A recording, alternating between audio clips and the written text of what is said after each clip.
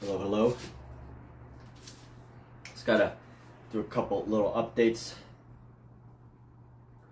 real quick. We can get started on this live stream. So you're gonna go watch me? No, I've gotta plug my watch in.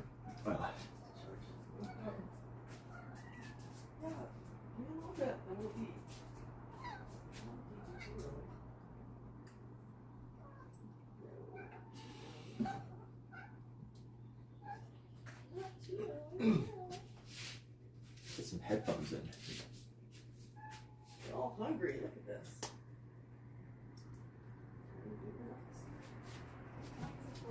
Wait 20 minutes. Yeah. That's right, because we have the.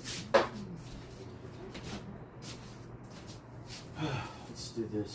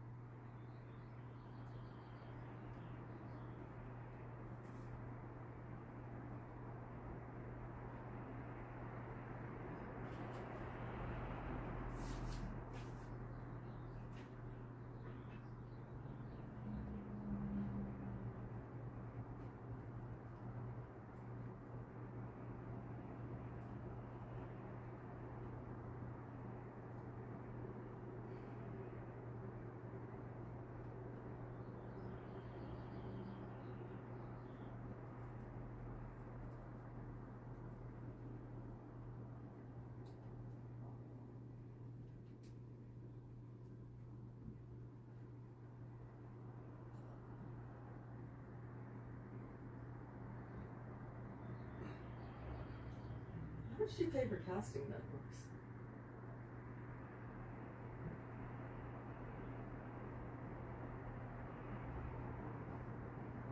Talking to me? Yeah. Like $20 a month. $14.99.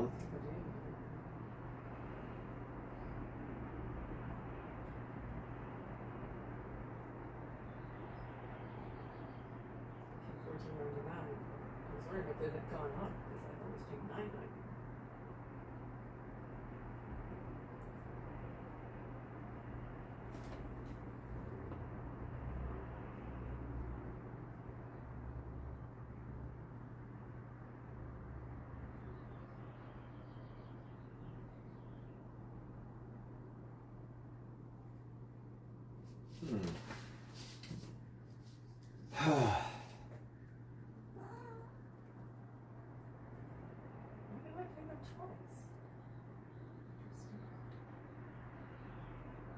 Do some updates real quick to my accounts. What is this?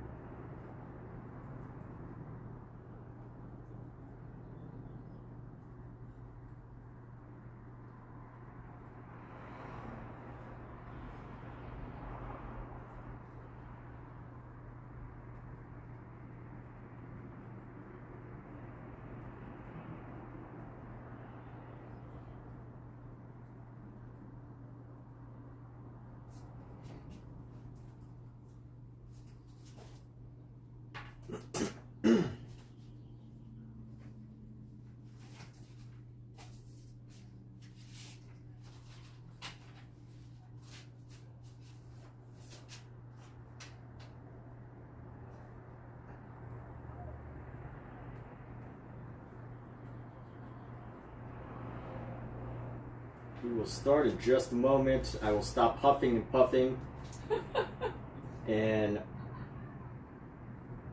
in just a few moments here. Are you talking to your viewers or to me?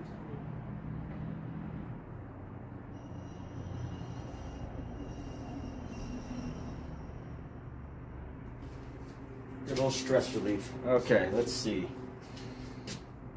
Close that up.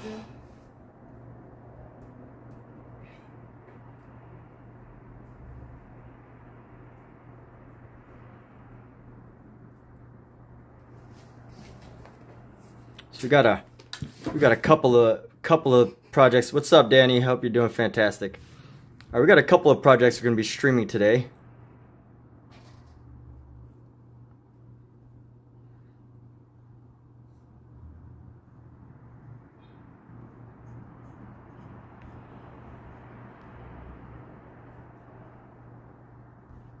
Do I have to have this chat window up? I don't think I need this chat window.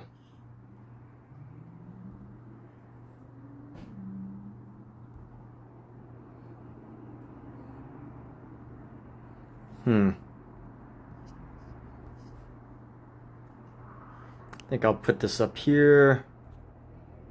And then we will start here. Alright, cool. Let's do some painting. So we've got a couple of projects today. First of all, this is a painting that I started a couple of days ago, and we're going to be working on later, but we're not going to be working on this today. I still want it to dry a little bit so that I can do a color layer on top of it. But in order for that to happen, I need to allow it to dry just a little bit longer, maybe another day or two. That's the one thing about oil paint, is that you usually have to let things dry if you want to work on top of it. But the beauty of that is that with oil paints, you have the opportunity to let your paintings dry and sit, and you can think about what you want to do next. So got a couple of paintings that we got to do today. I got to go through my emails actually and pull them up. So doing some more pet portraits for an animal shelter that we support locally. And let's go here.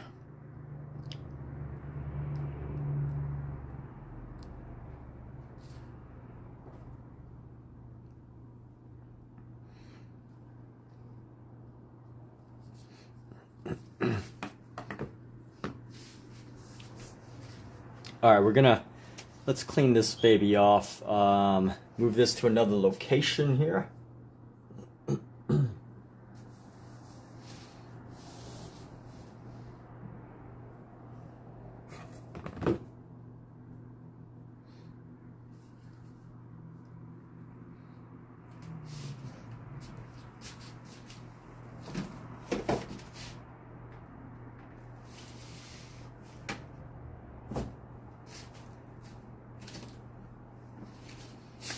And here's what we're going to do. I'm going to paint on top of our purple here.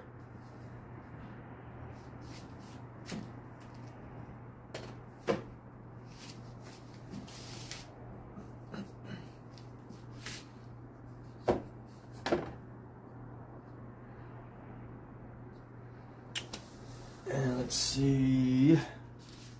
Probably want to move this piece back here too. Yeah, we're going to move this one as well. Wow, the paint is still so wet. My goodness. Oil paint stays wet for such a long time.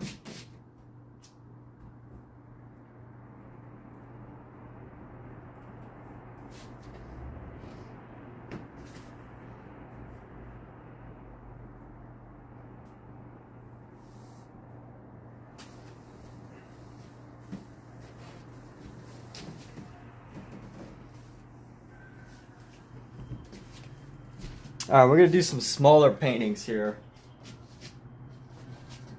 today. over the next couple of projects. Let's actually tilt this back just a little bit. There we go.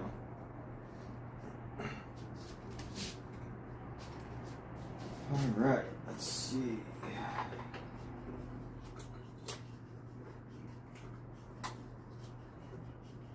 The one thing about streaming is it usually takes like an extra like 10 minutes to get started. Yeah, there's like, you always find like little technical things you have to take care of as you're streaming.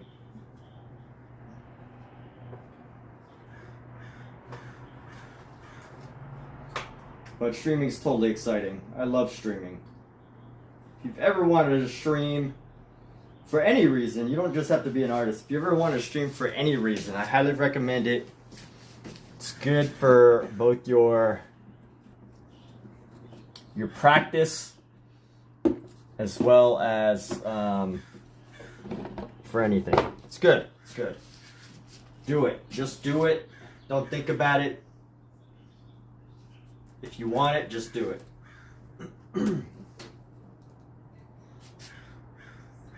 Let's see what I've got going on. So I got a little bit of a messy space right now. Space is a little bit crammed up. So I've got all these extra paintings that I gotta do. 3 sets of paintings. So I'm trying to find some space to put this all down here. Let me put this like that.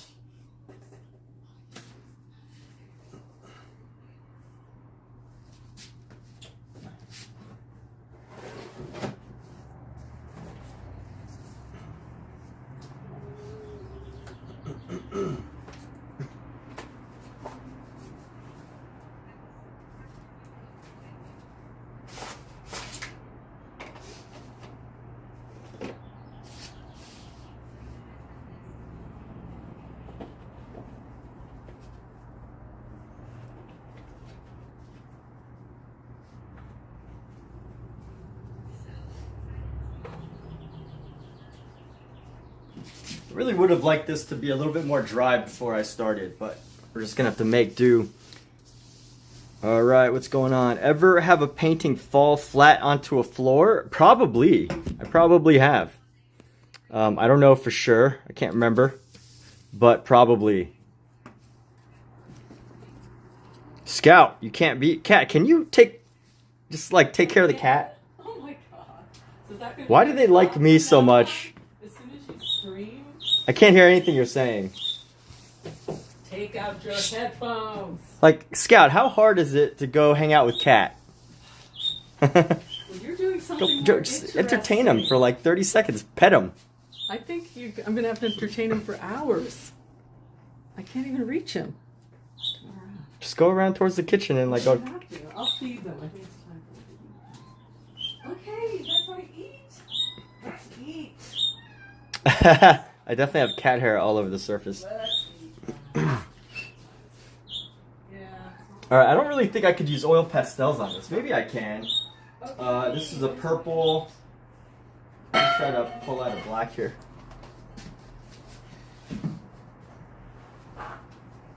Let's see. Come on, Scout. Let me just do some chores here first. Oh yeah, it's actually working. This is a working surface here. Wow. This black actually goes on quite well onto wet paint. Oh my goodness. I'm loving how this is turning out actually. It's actually pretty decent.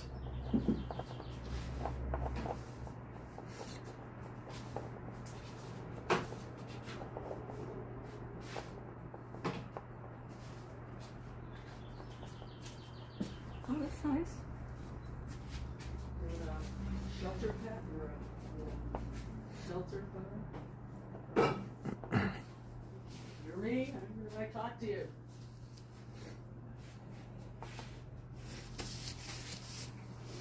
Here, let me clean up. Get out of there. And then you'll eat. Okay? Clean and eat.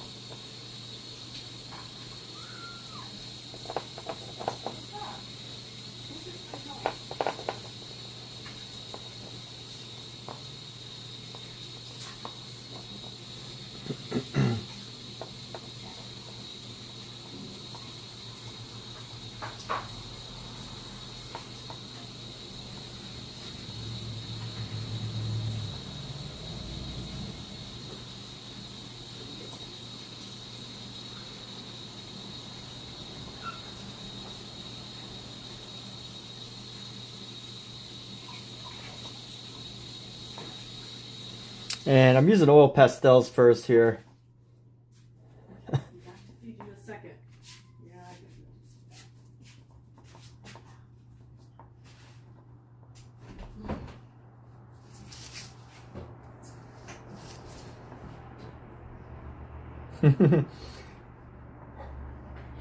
For some reason, Brian Keith, what's up, dude? How you doing, BK? Mr. Brian Keith is in the house. Brian Keith is here. What is Brian Keith here for? What does he want? Doing some voices.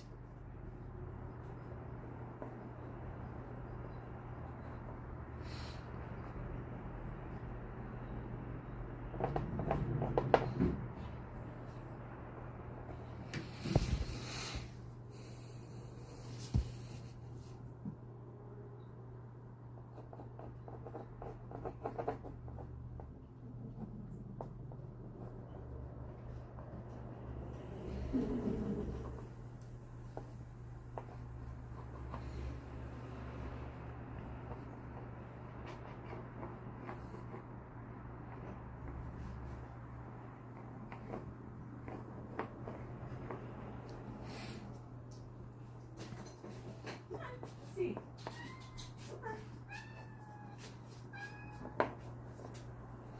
What's up, Mr. Brian Keith?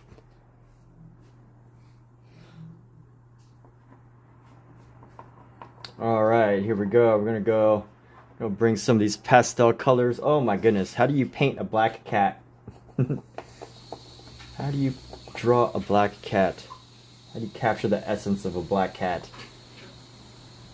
The instant reaction is to just use black, but the black cat is so much more.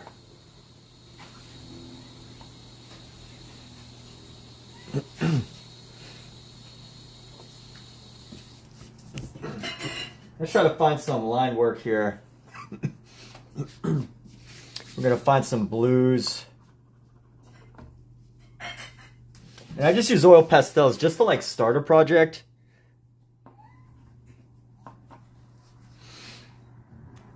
Have I done voice acting? You know what? A Twinkie and milk would be great. Quiet Joe, what's up, dude?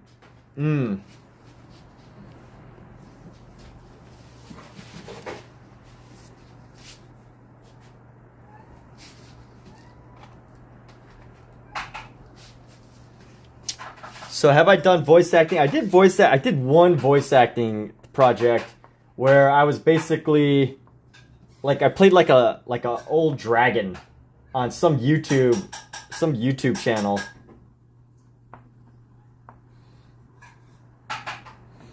I did like an old dragon on a YouTube channel. Just an old, quiet, wise voice.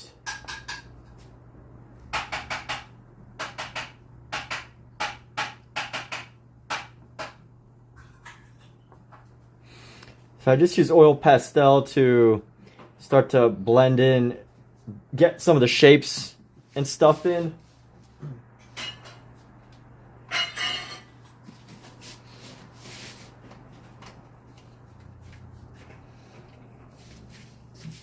And we're going to use some colors to shape this.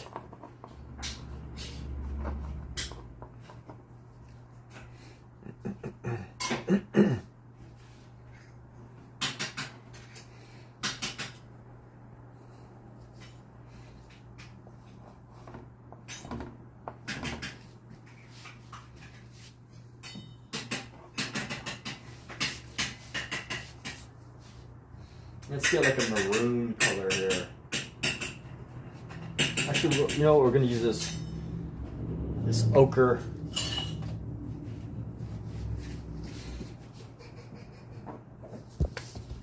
Ria. Simba. Simba. We eat. Simba. Come on, Simba. Simba.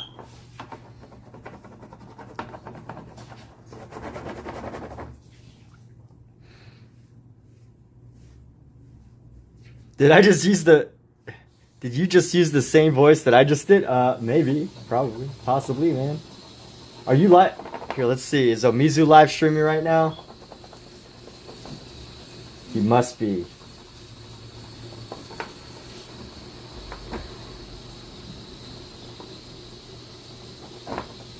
Just getting some basic color zones here.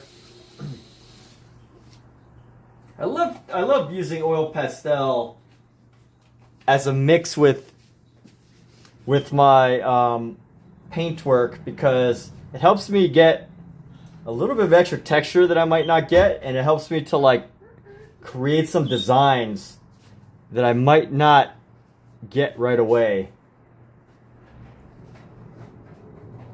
Helps me come up with some designs that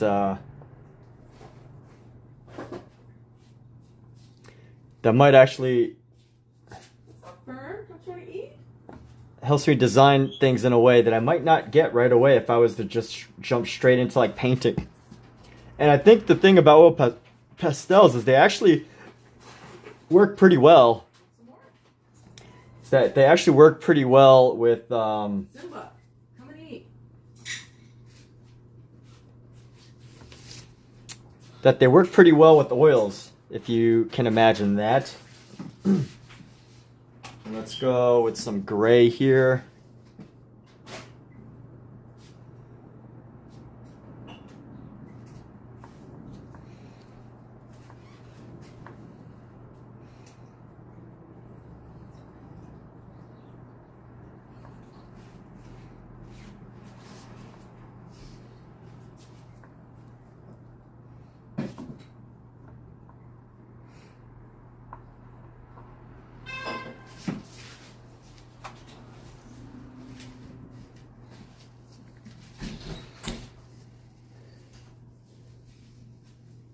Had a half Yoda thing happening. Yeah, I just never wanted to, so there's a website, if anyone's ever wanted to get into voice acting, I know my buddy has had some good success on a website called, like Voice 101. There's a ton of voice acting websites.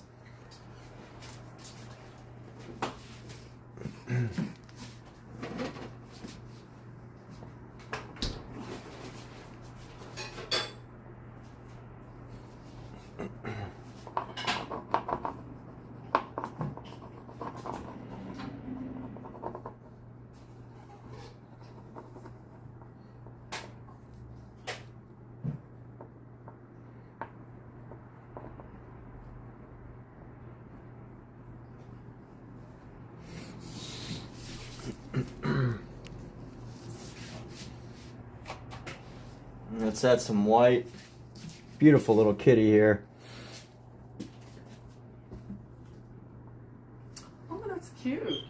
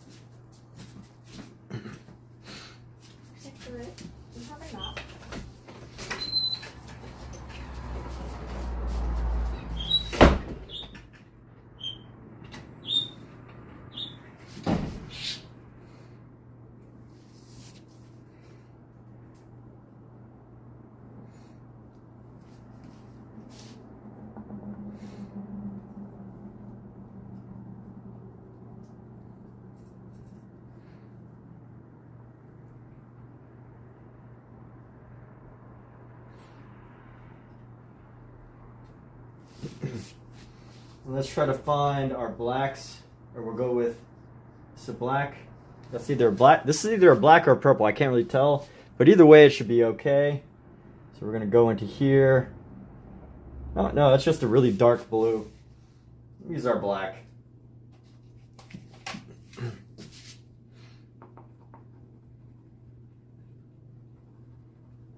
You know what? In a few minutes, I think I'll be ready to just dive right into doing this painting.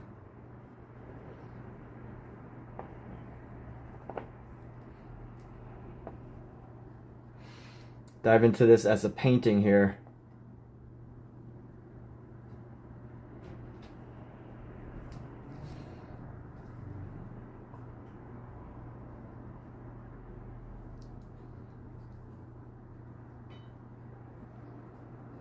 Let's go.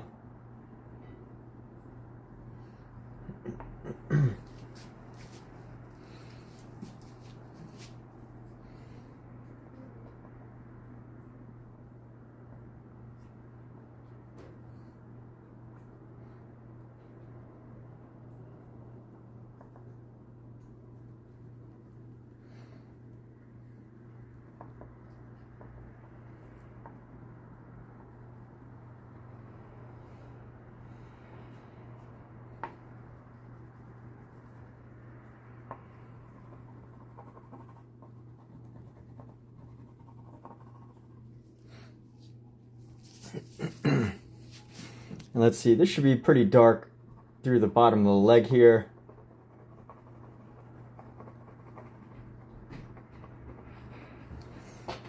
And here we go.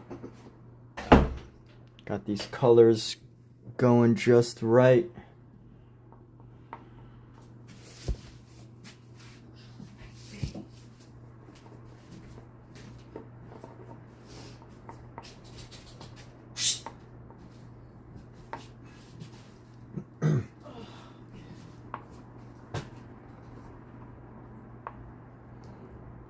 Such a beautiful cat. So beautiful, such a pretty kitty. My goodness. Except this is a memorial piece. Sadly.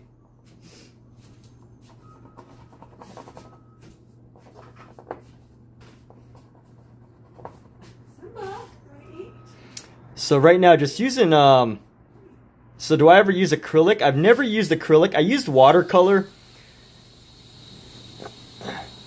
Oh yeah, hey Joel, thanks for sharing that you've been learning a lot. Cosmic Kitty right now, dark matter, fluffy head. Yeah, it is it's a void kitten. You know, it's black. But you switch to acrylic. Yeah, I mean, I thought about switching to acrylic. It's just, you know, I bought so much oil paint. I've invested so much into like oil paints that at this point I'm just like, you know what, let me just stick with oil. You know, I don't want to... I've tried watercolor. I have like a watercolor kit, and maybe, you know, at some point I'll do more practice with it, but I just like oil paint so much.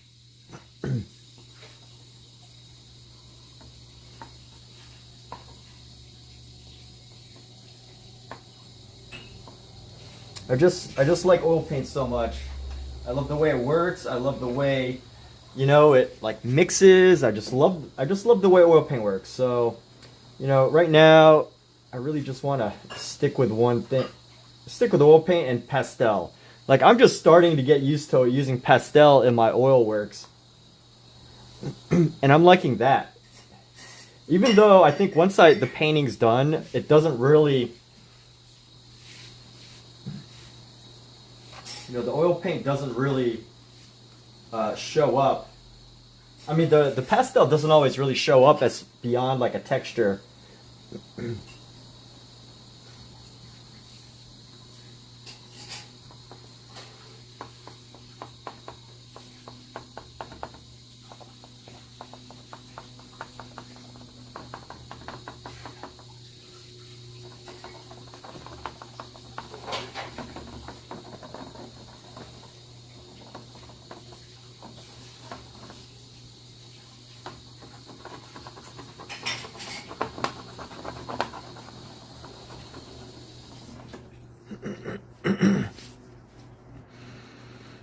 What was the best?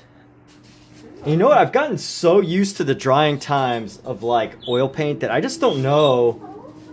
Like, I feel like if I was to use acrylic, it would be very specific. Like, I would have a very specific use for acrylic, and that would pretty much be, you know, for a certain type of you know, abstract work.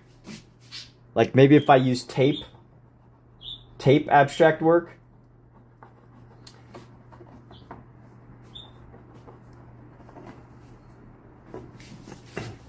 If I was to use like tape abstract work, where, you know, you want to lay down tape and then you want to,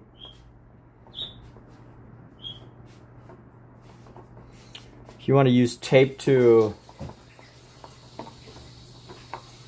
Sorry, I lose my train of thoughts sometimes when I'm drawing here. But if you want to use tape, I would use tape to do quicker sketches. To do like straight edge work is what I'm trying to say. Like flat edge paintings, I'd probably use tape. Alright, I think we got the gist of everything. So let's go ahead and I'm going to start painting. We're definitely probably going to use black. What am I saying? Definitely, probably. We are going to use black, but we got to be careful. Reminder to self. This is a note to self. I always get in trouble because I use black first. Like I try to like add black too early.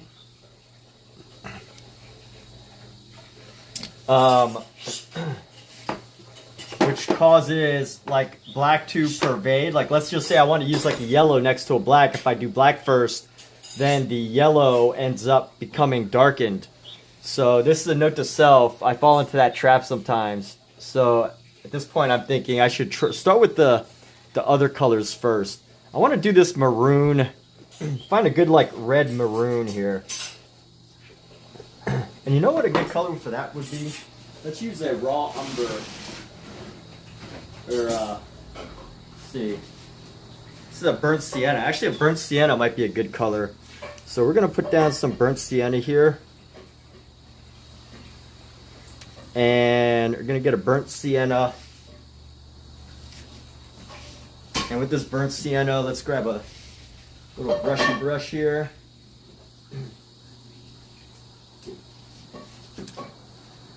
And yes, like oil paints definitely smell and feel alive. That's one wonderful thing about oil paints.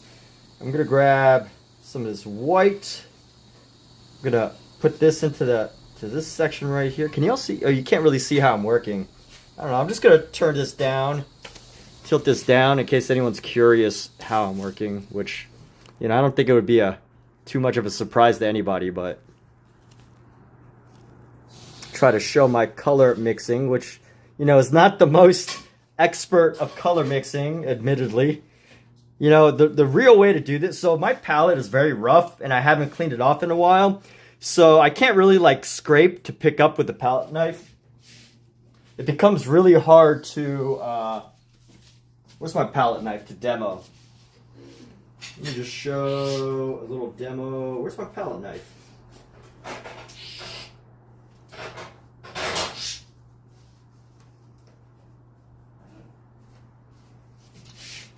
What did I do with my palette knife?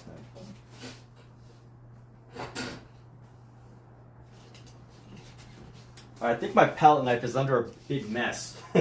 So, let's see. Cleanliness is next to godliness.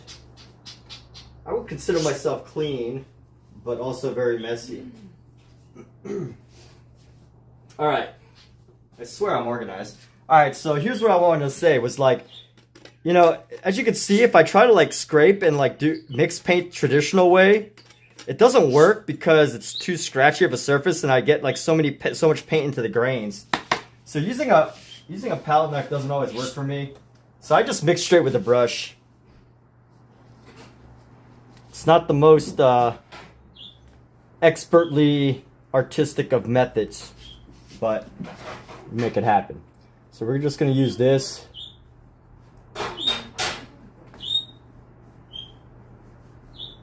And I just want some areas around the cat to... Just want to use some areas of the cat to...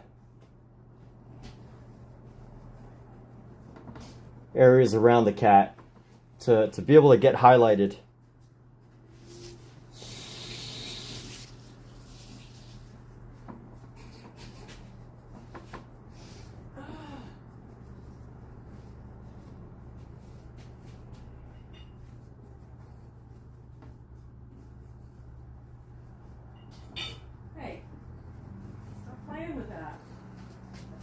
And what's the point of having some of this red here if I'm just painting over it? I honestly think it adds texture and some color.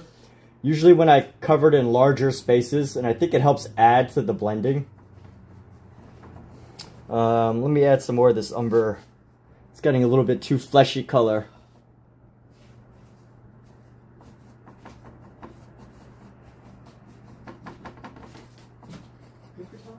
Let's try to pull up some of this purple that I had from the other day. This red purple here.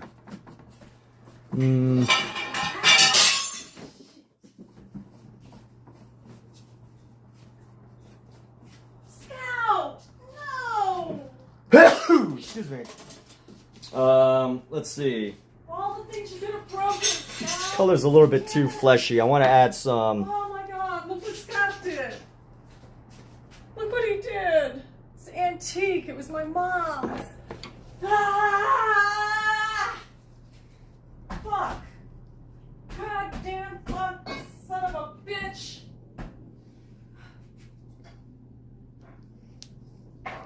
Thank you, Scout. My parents got that as a wedding gift. 1948. Alright, so our cat has messed up. Ah! I want to give this some alizarin crimson. Give it some quinacridone red. Gonna add some alizarin crimson here. And smell and feel alive, so. I don't like you anymore. Go away.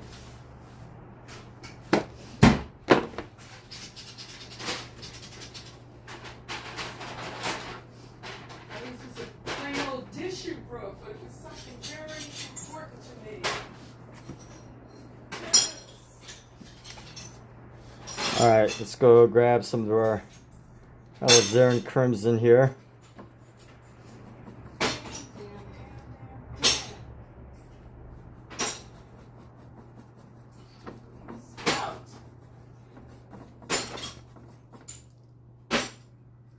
Let's not be shy with the paint.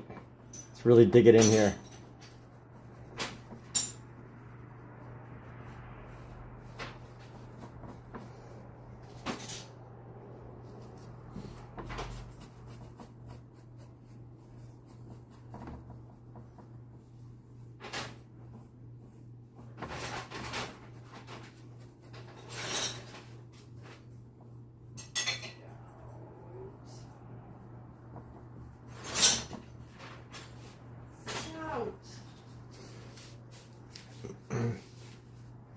And let's bring in even more of this. So, don't ever come over here.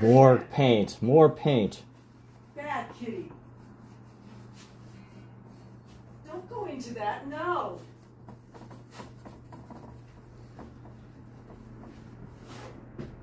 Stay out of this window from now on. I'm not too worried about messing up these lines because since they were done with the oil pastels, I feel like I have an opportunity to really just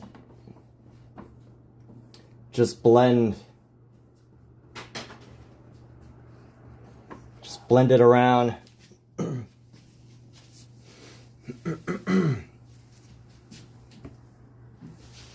Let's actually clean this brush off.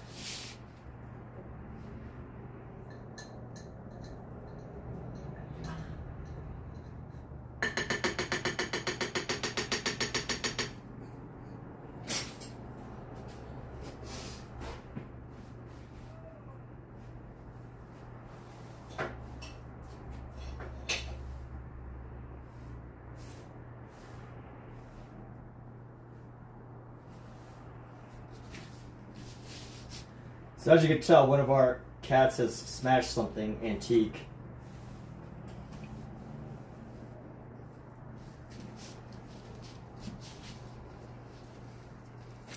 There's definitely some upset energy in the air right now. Alright, I want to find a blue, a purple, a very light purple. I'm going to go smaller with this brush. I'm going to go on with a smaller brush right now. And one of my favorite brushes, actually.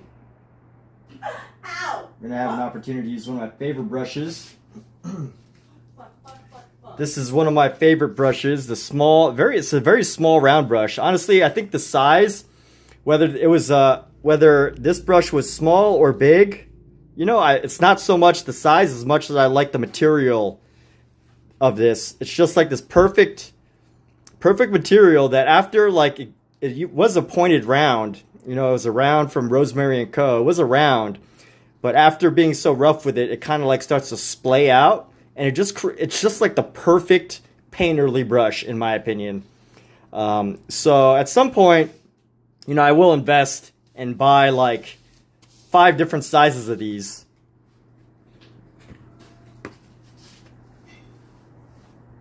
Like, it's hard to find the same brush material anywhere else.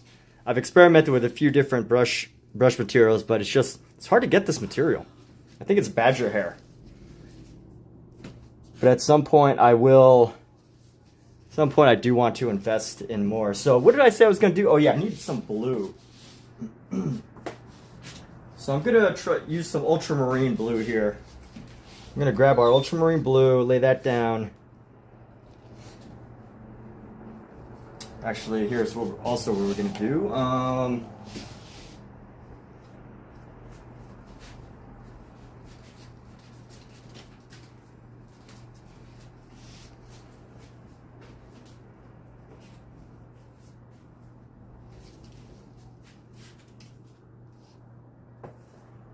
So I can't find any of my tube squeezers.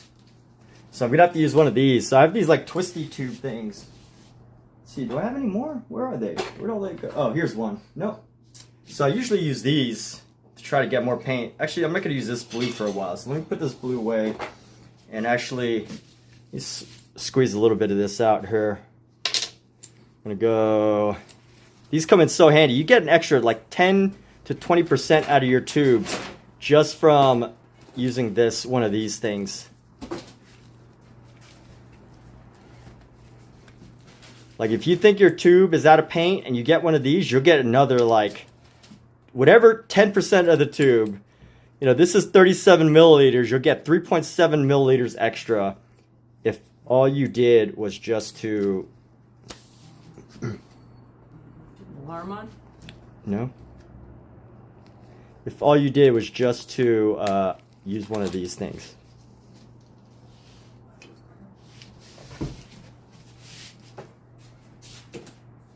So let's go grab, oh yeah, why did I put this paint over there? Let's go, we're gonna use this.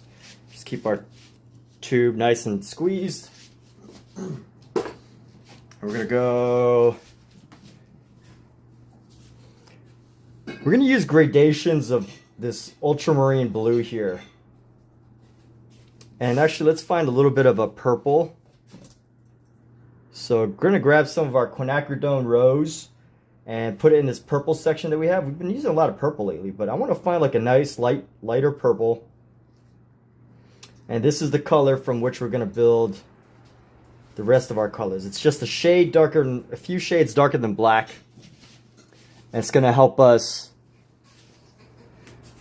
figure out the rest of our painting here.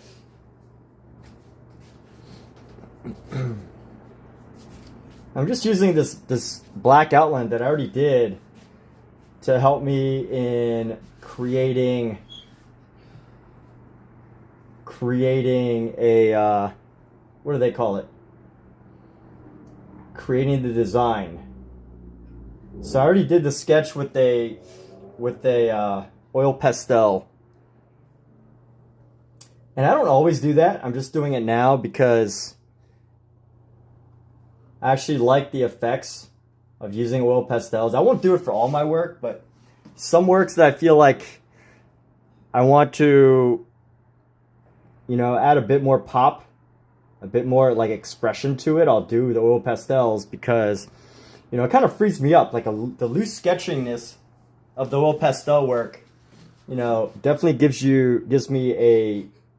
helps to loosen me up at the beginning. But I also realized that, you know, there's some pieces that, you know, it's supposed to be really tight and everything's supposed to be clean and whatever. But for now, just using up these oil pastels. And let's grab some of this white here. I'm gonna mix some of this white in.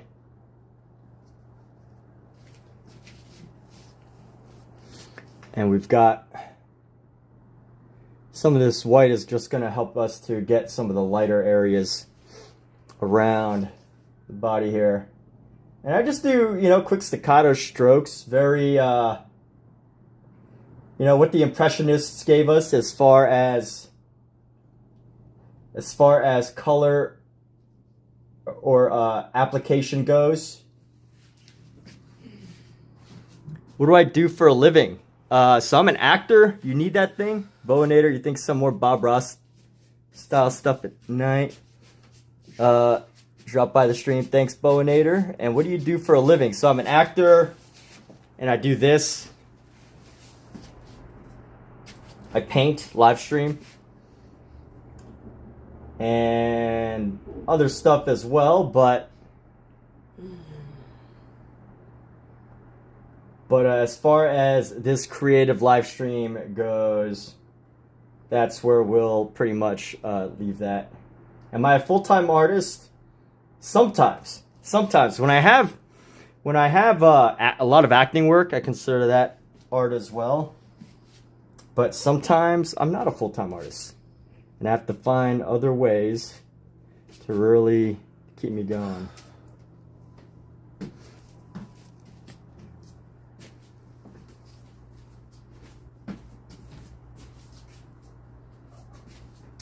Yeah, if you're a student and you're wondering if it's possible to build a full-time work as an artist, it's probably possible. But I'm not the type to give the illusion that it's easy. And definitely consider your options. I know, I remember I was reading this Instagram post or this Threads post, and someone was complaining about how toxic social media is, where they have all these like people that say they're like how they made all this money on Instagram, and they give this false dream to people. They're selling a dream. Which, you know, whatever. I mean, if that's what they're doing, let them do it. But I'm not selling you a dream. Good girl.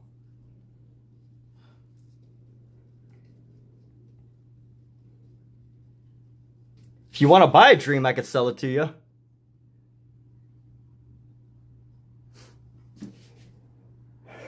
Do you want to buy a dream? Are you in the market to buy a dream, Tiger Morph? Are you in the market to buy dreams?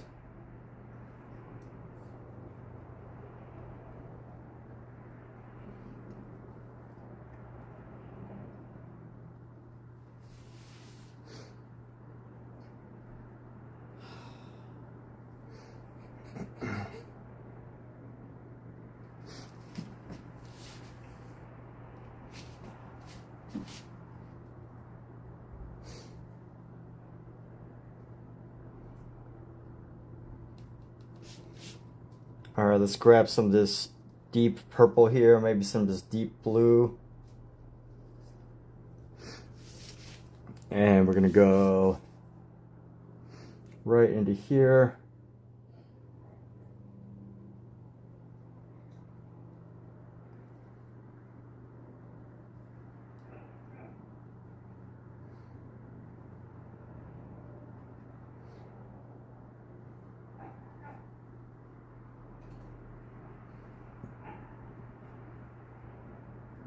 Excuse me.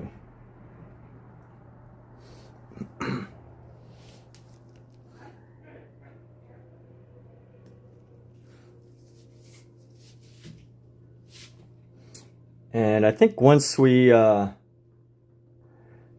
finish getting these lighter colors here,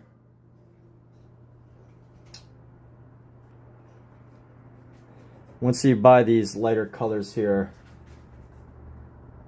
we're going to be able to really dig in at our black and give this kitten the true colors of a void kitten,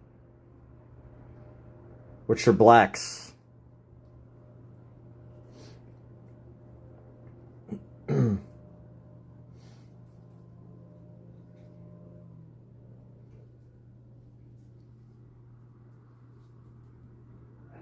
The one thing about black cats that I absolutely appreciate and I like the challenge of,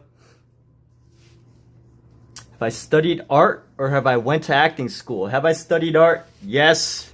Have I gone to, and I went to an acting school and I went to an art school. So I went to an acting school.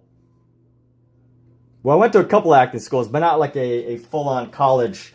I went to an acting school called a Meisner. There's a Meisner acting school. I don't know if you're familiar with Meisner.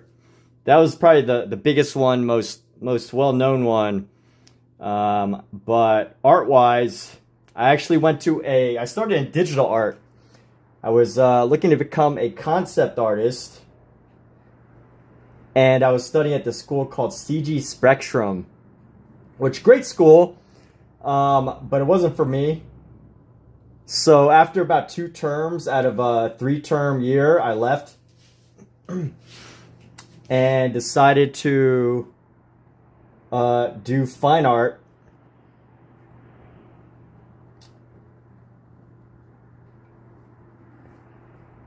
And it's been pretty good.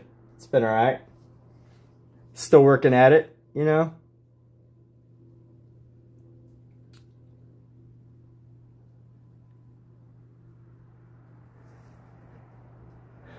But yes, so I went to both. I studied art at a digital school. Now, here's the thing about the digital art school is that digital art actually, you know, I felt like it actually taught me a lot. Fundamentals, you know. A lot of art fundamentals, studied a lot of drawing courses, things like that. Didn't go to traditional art school, so, you know, either you could call me a unsophisticated artist because I didn't go to an art school, or you can, you know, or you're of the school of primitivism and naive art or whatever, and we can roll with it. But, yeah, I didn't go to a traditional art school. Honestly, I'd already finished college and I got my master's in other fields. So I was like, you know what? I don't need to go to college again. Like the things that I picked up in college were like, I felt like if I went to art school for it, it wouldn't give me the same benefits as I could have figured out how to get elsewhere, which is, you know, networking and things like that. Now, I'm not saying don't go to college. I already went, so, you know, it's a little different.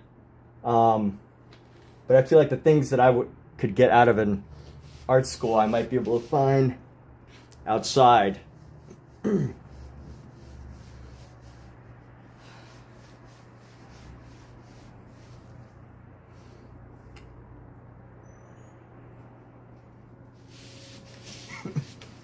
All right, so red, we got the red, yellow. Let's go.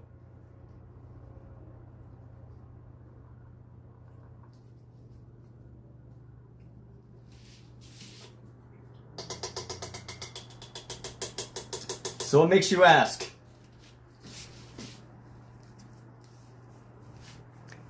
Is there something you're curious about, Tiger Morph, that, you know? I think these are questions that are shallow, not shallow in a negative sense, like, oh, you're so shallow, but shallow in the sense of they don't really answer the question to the answer that you're looking for.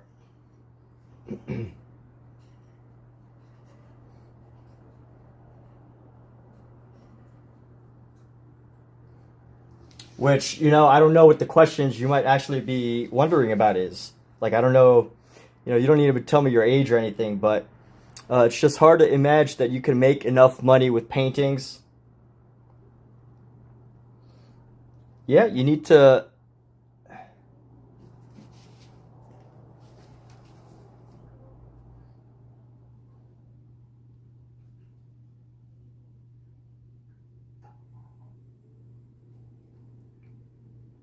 Yeah, I mean, if your question is, do I make a lot of money with my paintings? You know, the answer is no, I'm not making a lot of money with my paintings. But so, you know what? The question is, can you paint? Would you be willing to make art even if you didn't make a lot of money off it?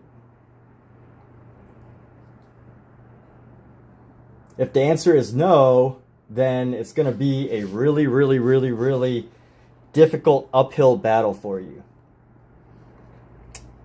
And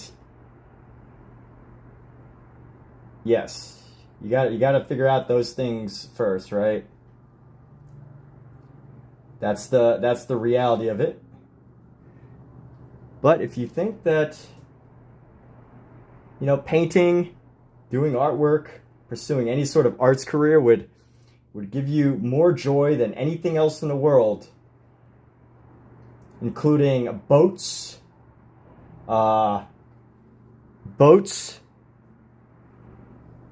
yachts, cars. I don't know, what else typically makes people happy? Billionaire friends. If you think that art will make you happier than having any of those things, it will make you happier than any possible other career option, including being a doctor or, you know, being a multi-billionaire hedge fund manager or being an entrepreneur. If you think art will make you happier than any of those things, then it would be worth pursuing. But if the idea that you can't imagine yourself, like if you literally can't imagine yourself making lots of money from paintings, then, you know, you have a problem, because there are people that can imagine themselves making lots of money off of their paintings. There are people that can imagine it, and it's going to be so much easier for them to find success. So anyway, Brian, do you think the modern artist is more about personal expressing, connecting with the creative living universe? Let's see. Let's see the chat, what it said. Happiness comes from watching. This is where the term starving artist comes from. Art won't make much of their artwork. You didn't go to college for art either. You're right. It's hard to imagine. Just a dream. You never lived. You decided to do computer science instead of art. Drawing, painting was always your passion. You're 31. Well, hey, make that money as a science computer engineer until you get so sick of it that you can't help but pick up artwork, and you'll figure it out. You really will. You're a smart guy, Mr. Computer Science, Mrs. Computer Science engineer. You will figure it out. You're smart. You will one day come to a decision of whether it's worth it or not. And maybe you find that it's not worth it and you never go after it, which is totally fine too. Or maybe you go after it as a hobby. I know an accountant who is a highly productive artist. He paints all the time, and now he's even retired and he paints all the time. And you know what? Maybe you do it in your retirement. I don't know. You're only 31, man. I'm 34. So if you're wondering how old I am, that's how old I am.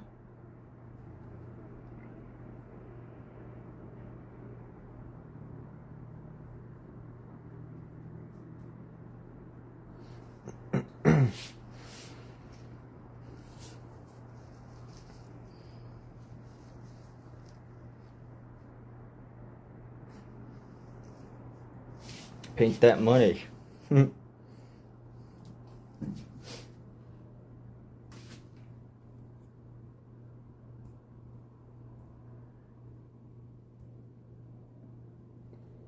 But honestly, with AI, like, you're in computer science, like, you know, you don't need to learn how to paint. You don't need to learn how to paint. You know, there's a lot of things in life that you don't really need to do professionally, right? Like, if you want to do it as a hobby, like, there's probably, you know, maybe you could do it as a hobby and then just show all of the, you know, the artists who decided to sacrifice it all and just go straight into painting, and then show them that, you know, you could just become an artist and be successful as a hobby. I don't know. There's two artists that are worth looking up in this case. Henri Rousseau, so that's HenriRoussEAU. He was like a financial guy or some type of accountant, and then he became an artist, and he's got really famous paintings. And then Paul Gauguin, he was like a financial person. He became an artist, and although not many people like him personality-wise, he was very successful. Did very well. And you know what? I think it's one of those things where where if you ask the question, what would you sacrifice? What would you sacrifice to achieve that thing that you really, really want to achieve? What would you sacrifice? Right? And I think artists have to answer that question. You know, artists really have to answer that question. What are they willing to sacrifice, right? Are they willing to take a chance on their career? Are they willing to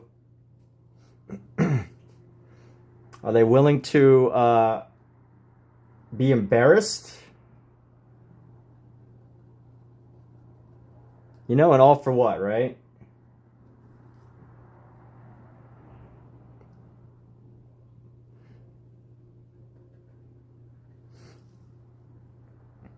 It's really hard to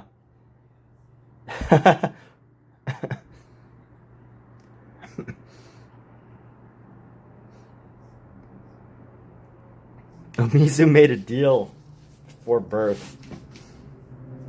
Yeah. Like, you know, it is really an important question. What would you sacrifice?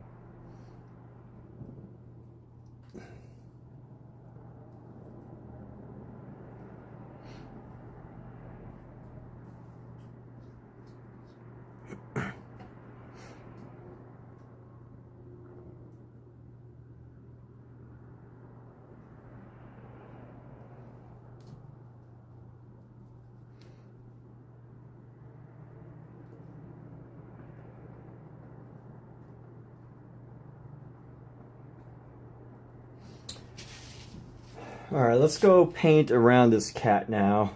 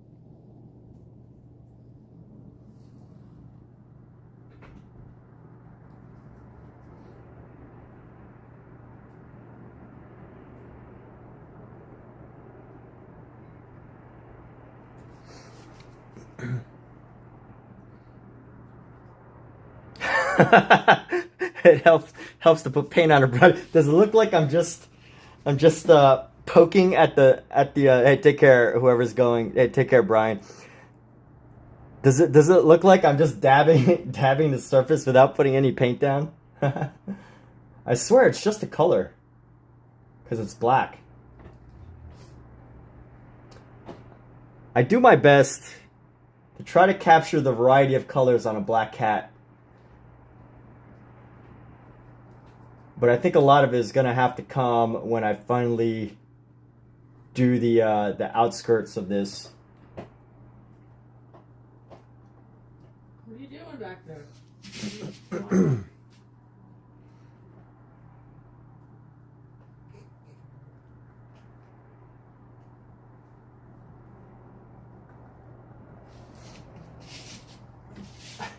All right, let's go.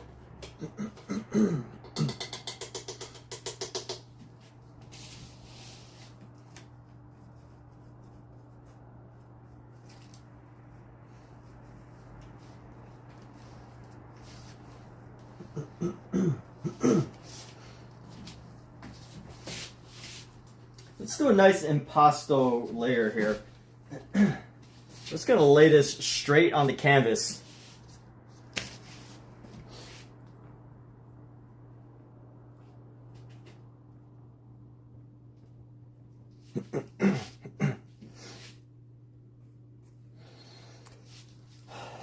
We're just gonna lay this paint straight on the canvas. How does that sound? There we go. We're just gonna lay it straight on the canvas here. Let's maneuver it around with our palette knife.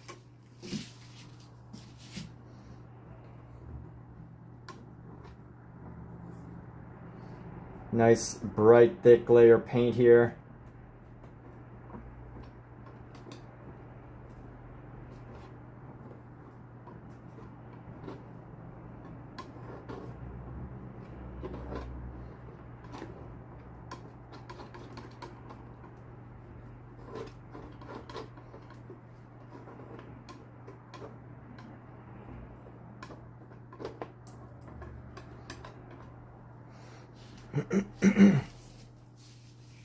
Actually, we need even more. Let's get some more cad yellow here.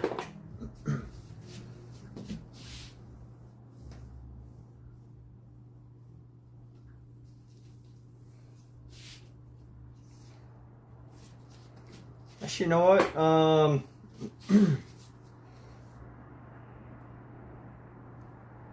can I do with this yellow here? Actually, you know what? Let's throw down an ochre. We're gonna throw some ochres in this too. So let's throw down some. Oh no! An entire tube of paint fell in my oil. I have to let this dry.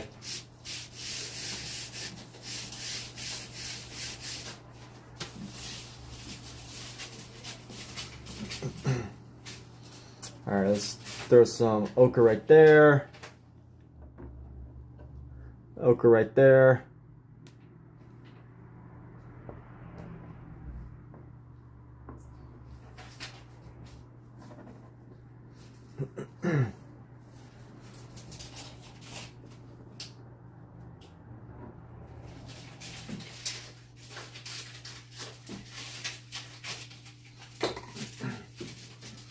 Let's do this. Gonna smudge some of this around.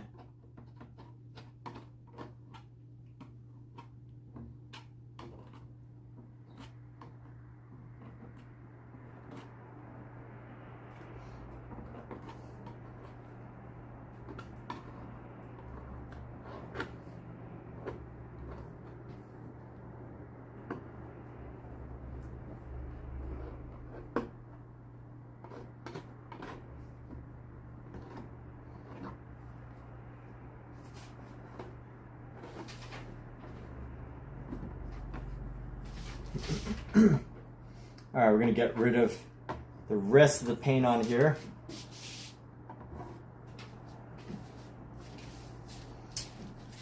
My only concern right now, well, not my only concern, I got a lot to be concerned with on this painting, you know, but my biggest concern right now is making sure that the cat doesn't really disappear. Because he's a black cat, you know, I just want to at least make sure that he stands out. So because he's a black cat, you know, I have to treat the subject a little differently. You know, I think usually you would want the background to be darker and the foreground to be lighter. But I'm experimenting with a darker, lighter background and a softer foreground. And let's take a really rough brush. We're gonna take this really like rough brush. It's really hard, and we're just gonna like maneuver our paint around. Let's just maneuver our paint around. Oh no, that's not gonna work. You know what?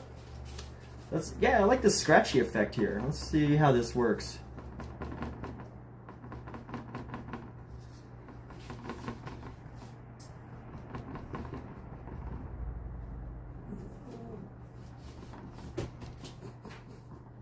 I don't like that it's creating too much scratches, but you know what? I kind of like the symbolism, the symbolic idea that cats like to scratch things. So let's give it like a scratchiness. Let's give it the scratchiness here.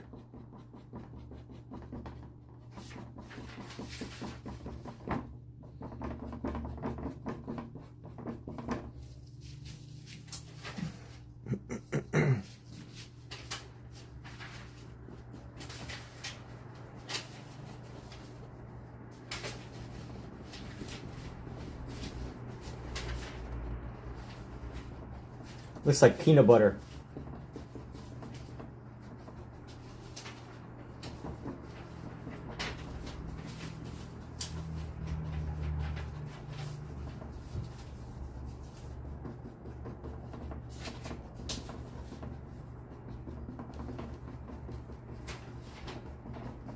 I don't know. How's that looking?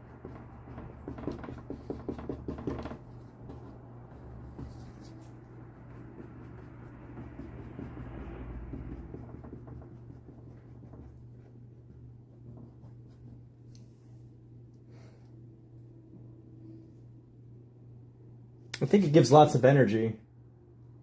I like this. I like the energy that we're getting here.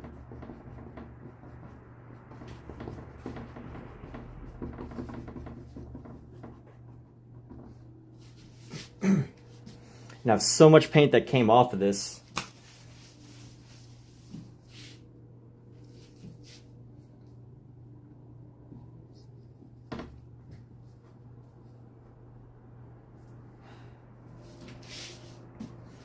And let's clean off this. Actually, you know what? Let's see where we can put this, some of this color.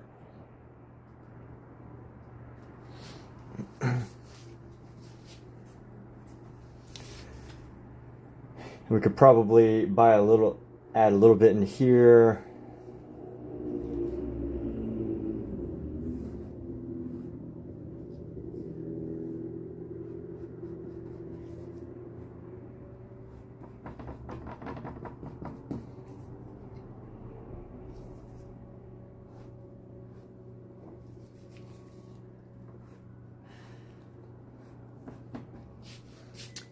I feel like it's got some good sunflower vibes.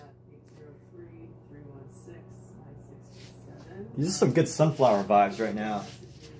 Von Gogh sunflowers. Any of you ever see his sunflower paintings in real life or haystack paintings? My goodness.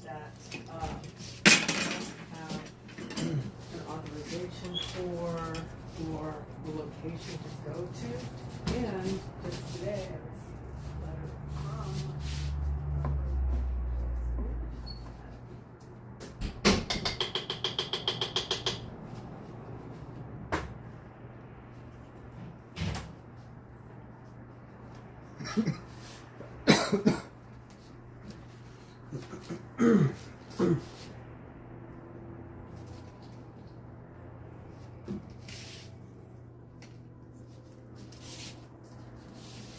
You know, let's use the back of a brush to paint some of this.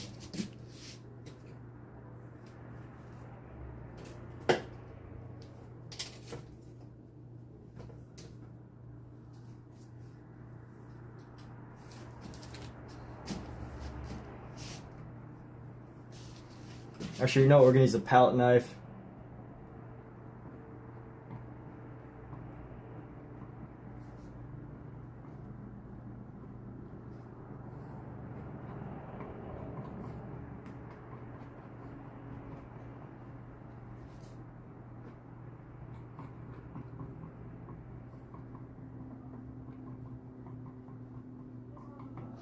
I do feel like I've lost a little bit of the of the power of the yellow, but that's okay. I don't mind dulling it down a little bit.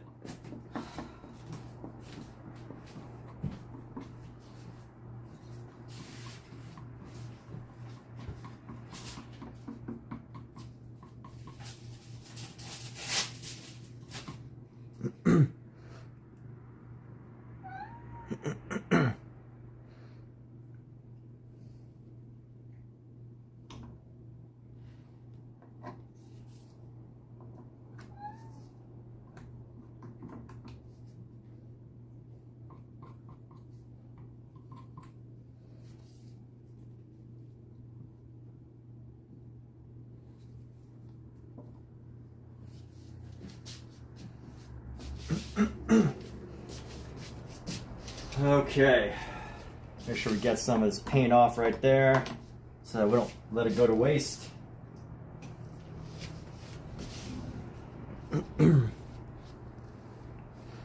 Yo, what's up, Edits? Yes, that's the Great to blush. catch you. Thanks for popping in. Ha! That's great. Oh my gosh. Ha!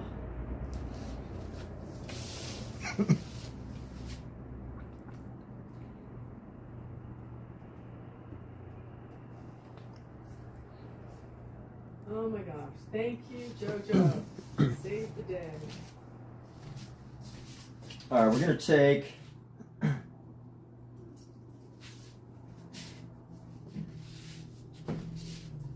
gonna take a different brush here. We're gonna take this big brush. I'm gonna take this big brush here.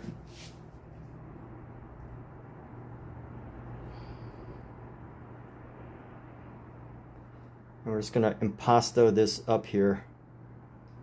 Grab some of our umber. And let's see, his mouth is gonna be like that. Oh, no, I want more purple. Just to be more purple here. Grab some more of this blue.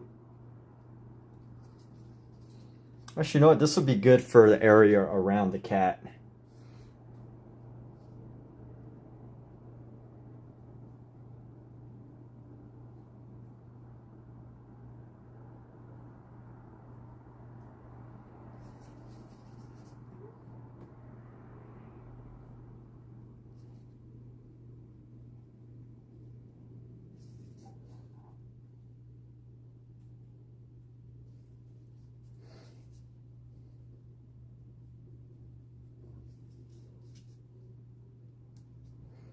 Let's grab this. We're going to try to make it more white.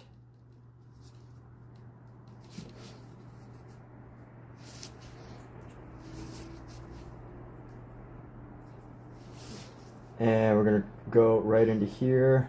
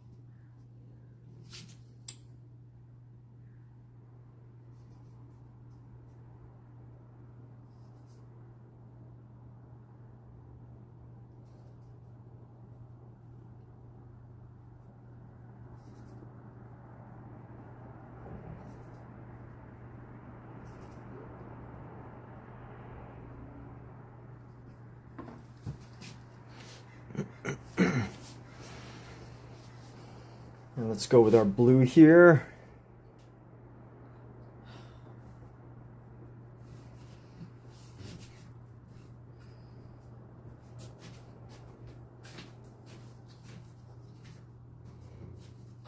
Some very interesting carpet that we're working with.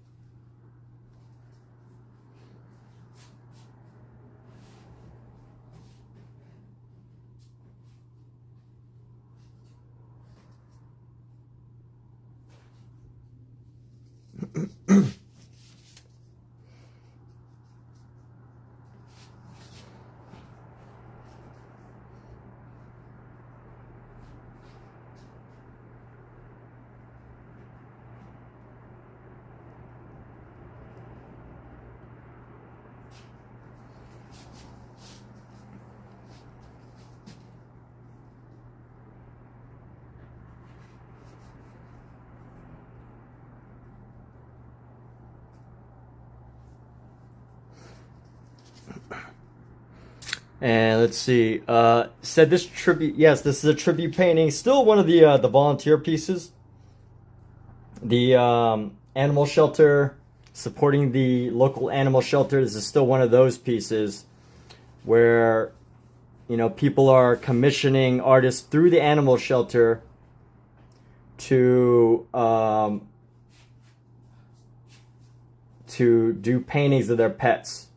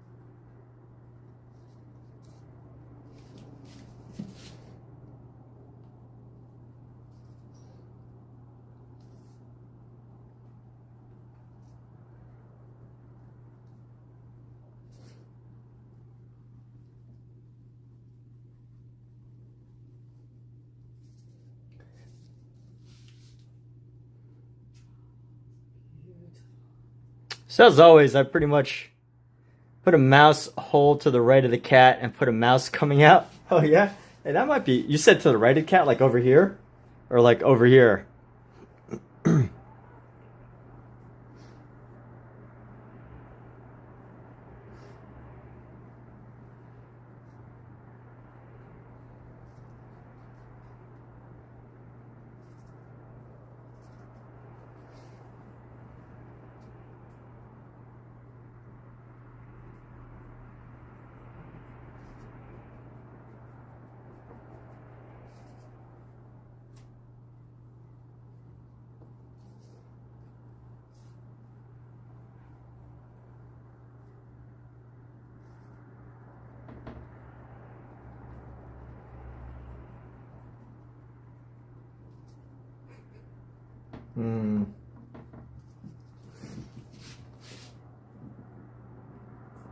Excuse me. Oh my goodness.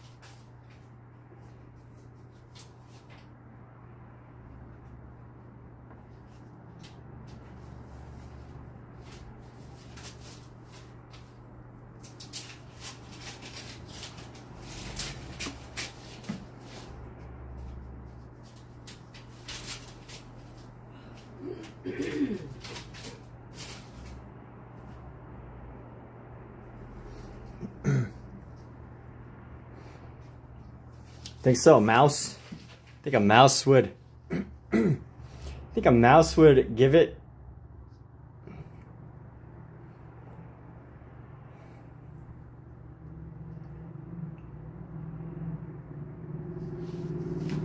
I don't know. I'm not convinced about the mouse yet.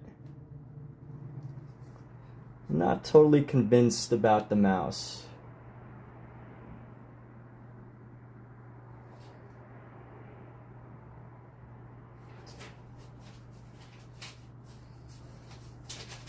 I want to give it like an aura. I think the cat needs an aura.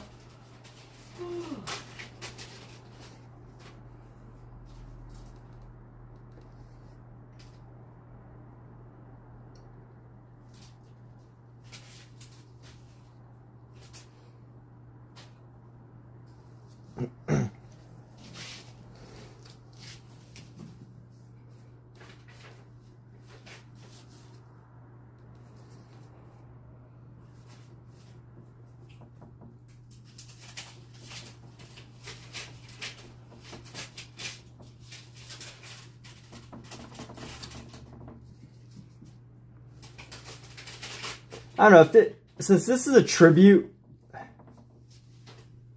you know, I don't want to get too cutesy with it. If anything, it's about, you know, what emotion can I create? You know, since this is a tribute painting. It's loud. Loud. Huh? Loud. Okay. Loud. Since this is a tribute painting, I don't want to get too cutesy with it as far as like storytelling.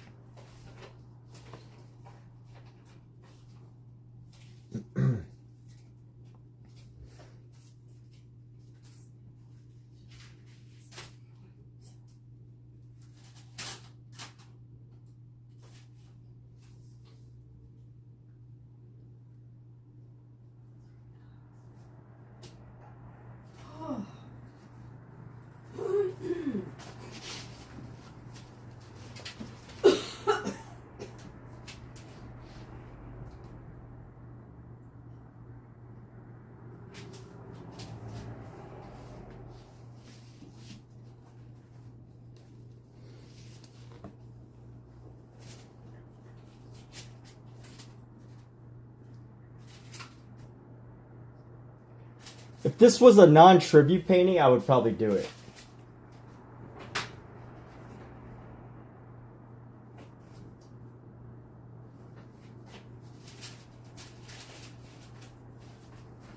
But because this is a tribute, I don't want to get too cutesy with like random objects.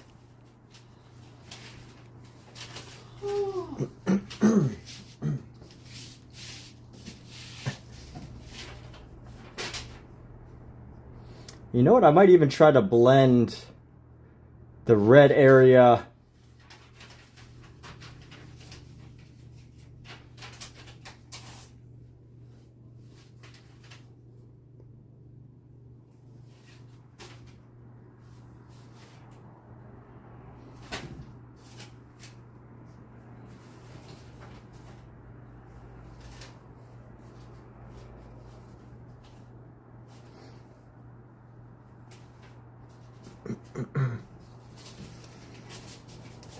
Let's see if I can add just a couple of hints of red here at the bottom.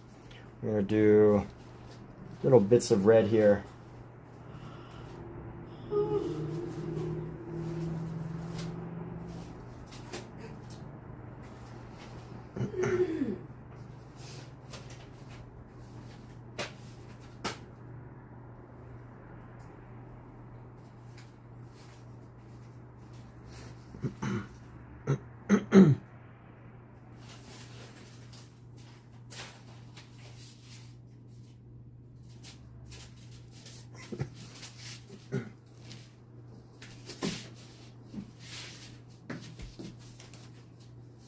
You know, Michael, if this was another piece, I would. If...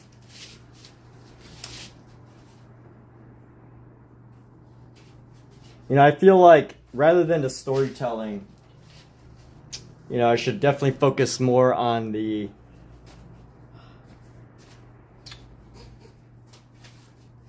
on the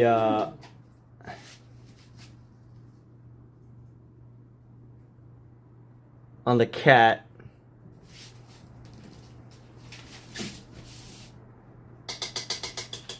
But I like I really do like your ideas, Michael.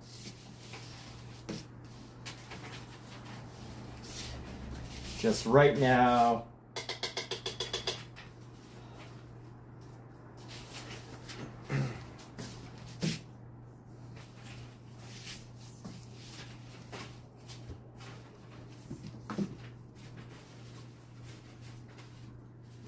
Let's find a gray here.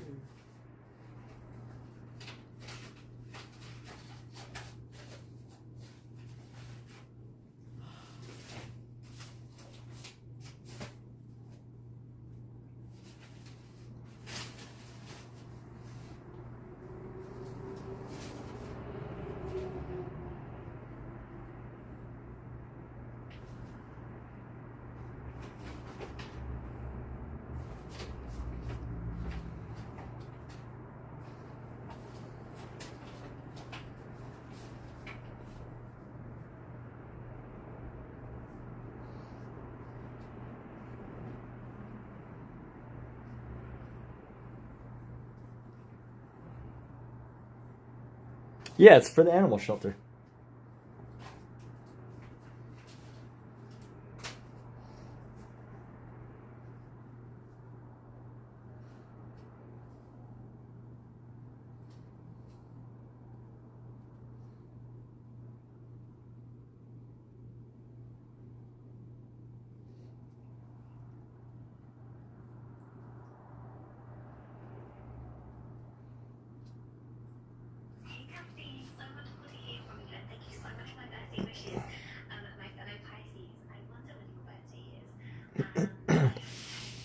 Hey Uma, what's going on? A little mouse, more to white to the nose. Yes, more white to the nose I could do, but I'm not gonna do the mouse.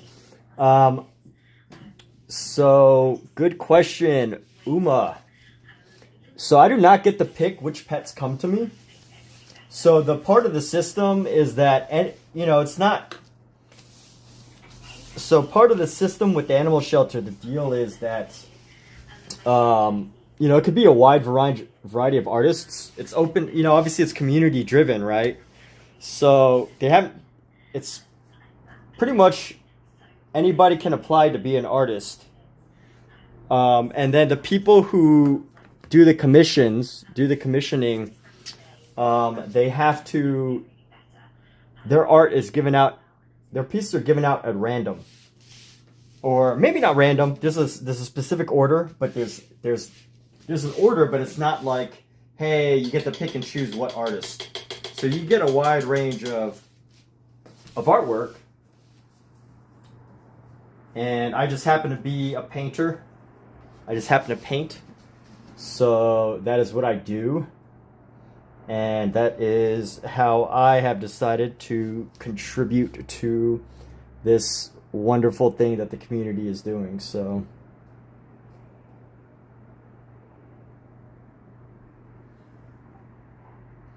this side's looking a little funky.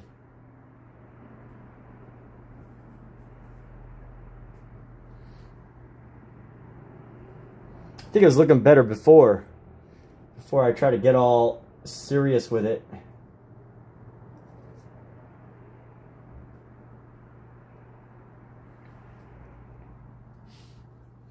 Let's close off this eye right here.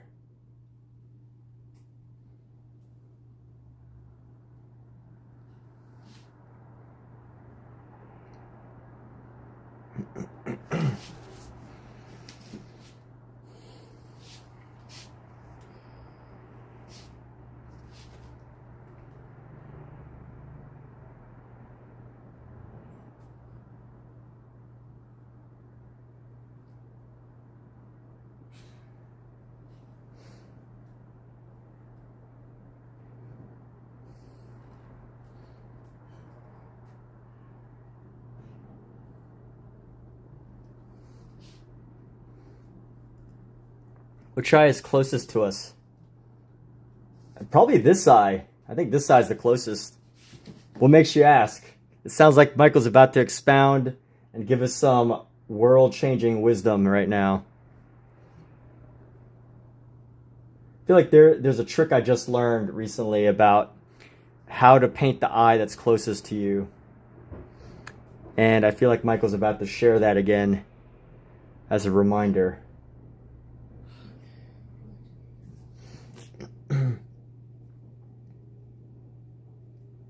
So the shelter does get money from my art. Yes, the people are paying for these pieces. So they're donating money to the shelter in order to submit these pieces.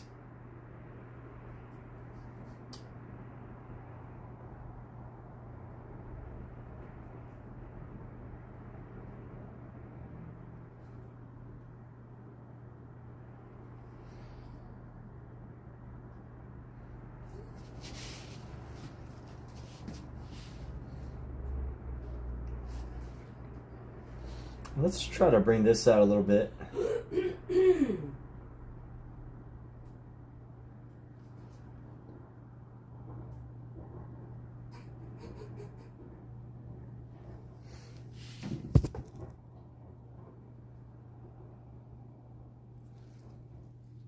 That's amazing to participate. Do I get to meet the owner?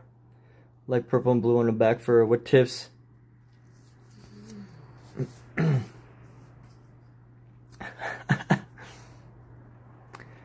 Uma, do I get to meet the owner? No, I don't get to meet the owners. So they don't. Honestly, the owners don't actually know who does the paintings. Let's make this eye part. Oof.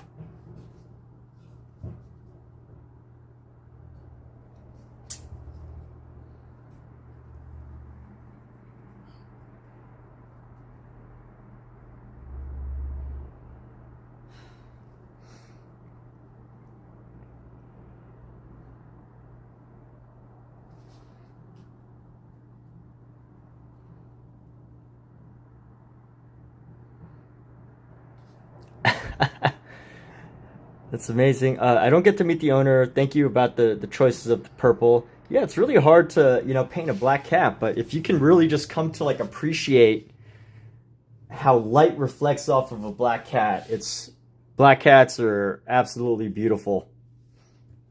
They are just such beautiful, beautiful cats. All right, let's tighten up these bean toes here.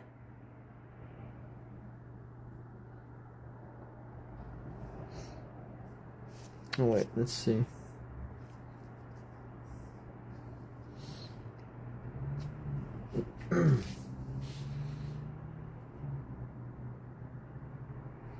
Let's try to... All right, you know what? We got to tighten up this nose.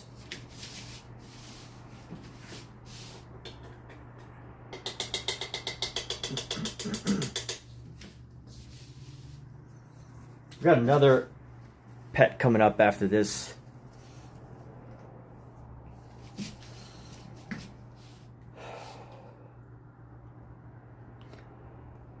I'm gonna grab our white and our purple here. Excuse me. I'm gonna do a blue around the nose. We're gonna reduce this highlight a little bit. And I want to reduce some of this highlight. Michael said more white, but I don't know. I think this is enough white. Needs to be a little highlight right here.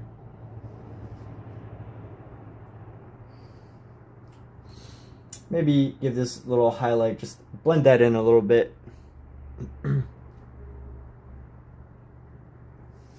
And I want to push this part of the cat out to give it a little bit of a rounder cat look.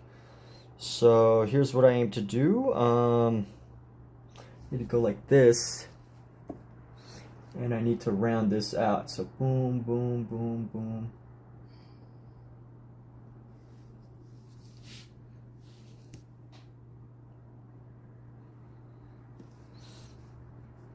Let me see if I can start to add in more highlights near the top of this cat. We're gonna just try to bring in some more highlights. And we're almost done here, honestly. But thanks for all the engagement, Uma, and the kind words and everything. I want to add a little highlight into this eye right here.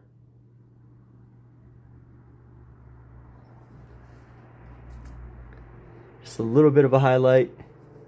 And we're going to add some highlight around the top of the head just to give us some separation there.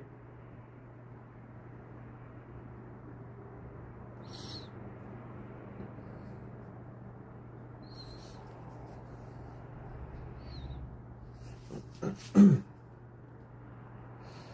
let's see, what are we going to use?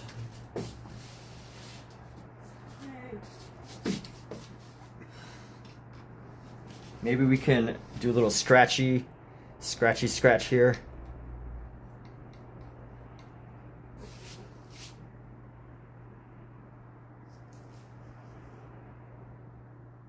No, this is a shelter project.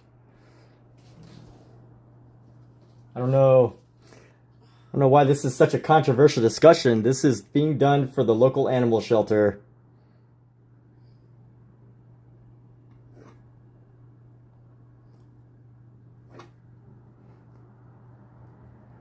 Like, I don't know what's...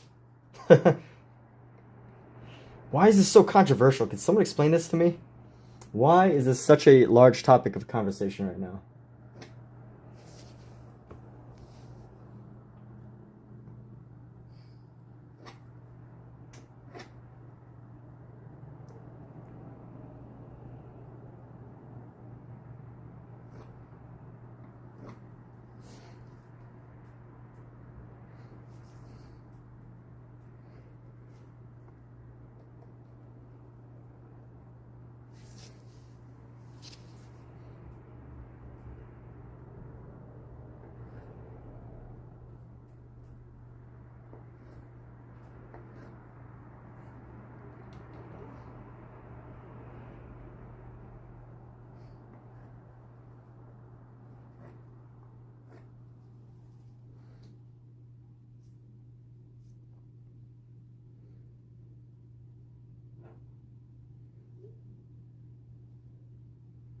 No, so, guys.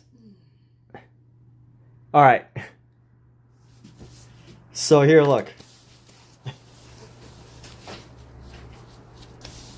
So this art, so you go to the, there's an animal shelter. There's an animal shelter. Artist supply, and then the people who submit their pet portraits pay a fee.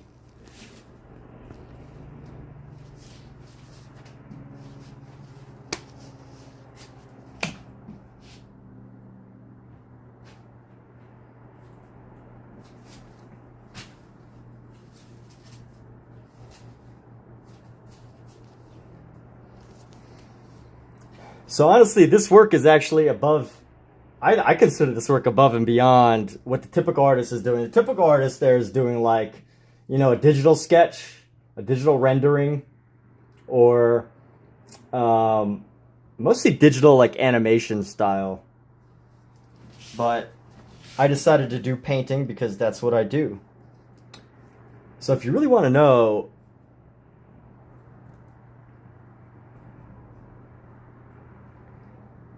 really isn't that much. Is it a lot? No, it's not.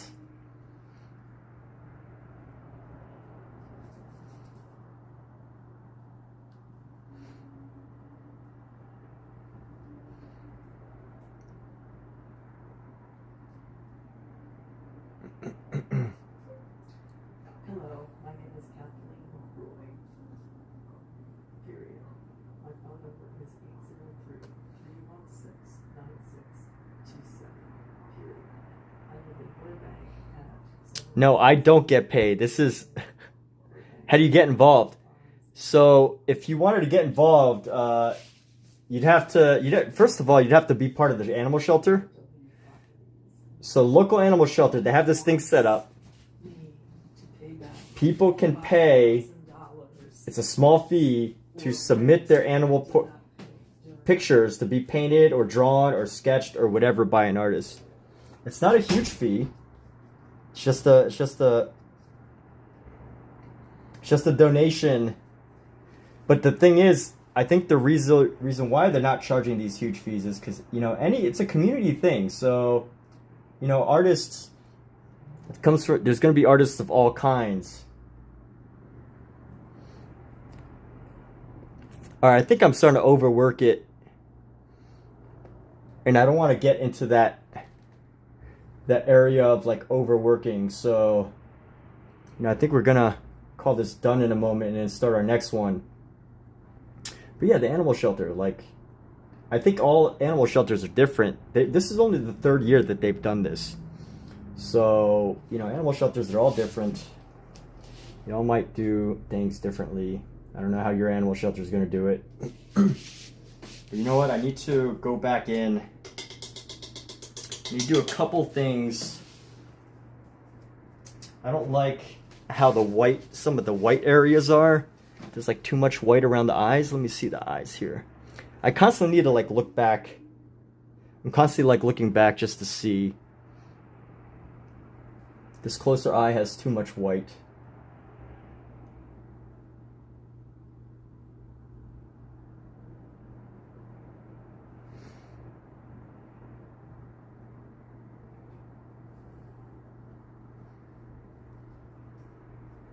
Let me grab some more of this black here.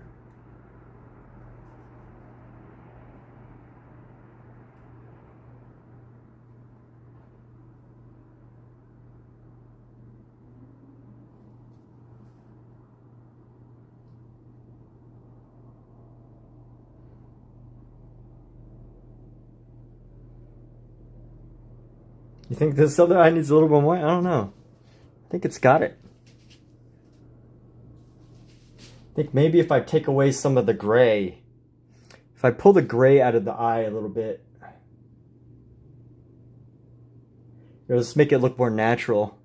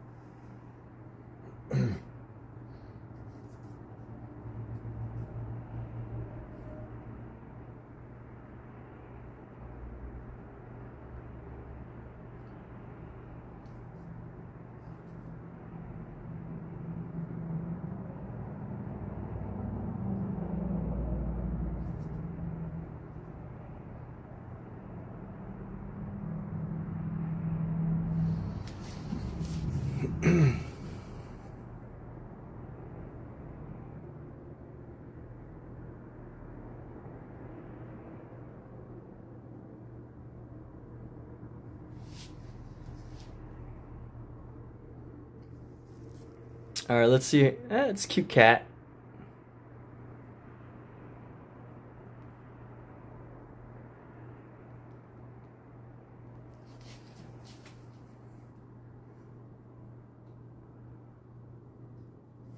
All right, I think this is it. We're gonna leave this as this.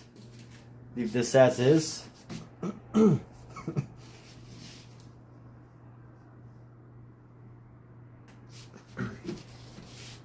Oh, I forgot to leave a space for the name.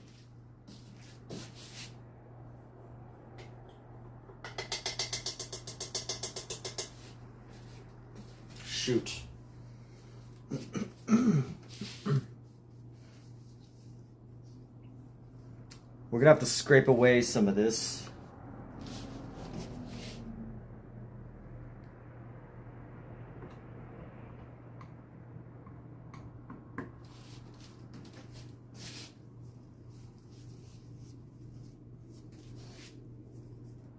I'll scrape away some of the paint here.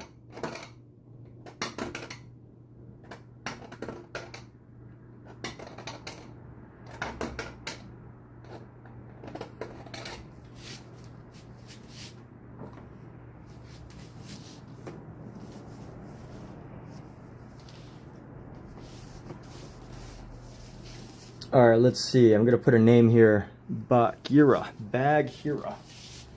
Bagheera. Let's go. What a good name. What's a good name that'll go over this red here? Bagheera. Let's just do black because it's a black cat.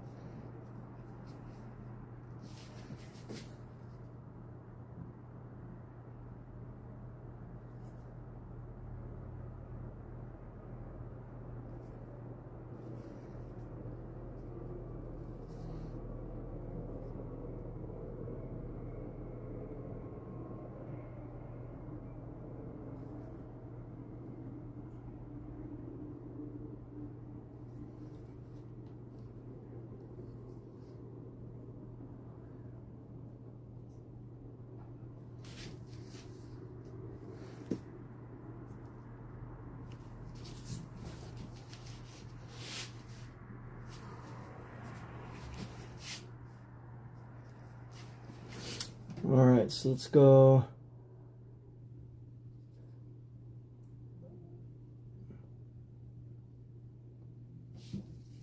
I'm going to darken some of these letters here.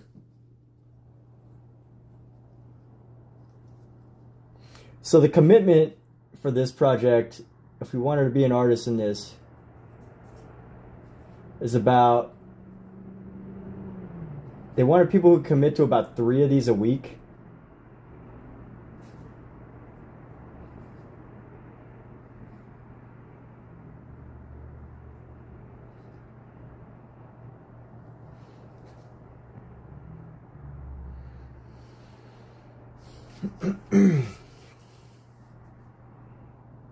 Beautiful pet.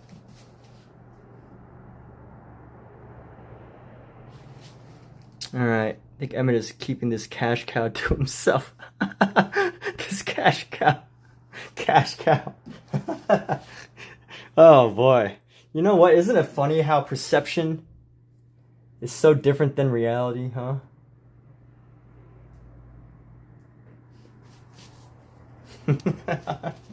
The cash cow. Oh man. Well, if you believe that this is a cash cow, thank you. Again, people, for transparency's sake, this is a volunteer effort that we are participating to help the local animal shelter raise money. So, of course, I don't make the money.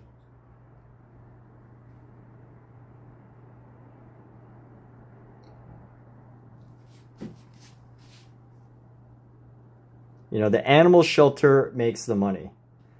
Now, maybe if I started my own fundraiser for the animal shelter, I might do that one day, and I might be able to, you know, raise more money. But for now, this is what they do. And you know what? The majority of the artists are pretty much digital artists. If you here, actually, I'll just post the link. Why am I not making this a link here? Since everybody is so curious, let's just settle this once and for all so everyone could know. All right, animal portraits.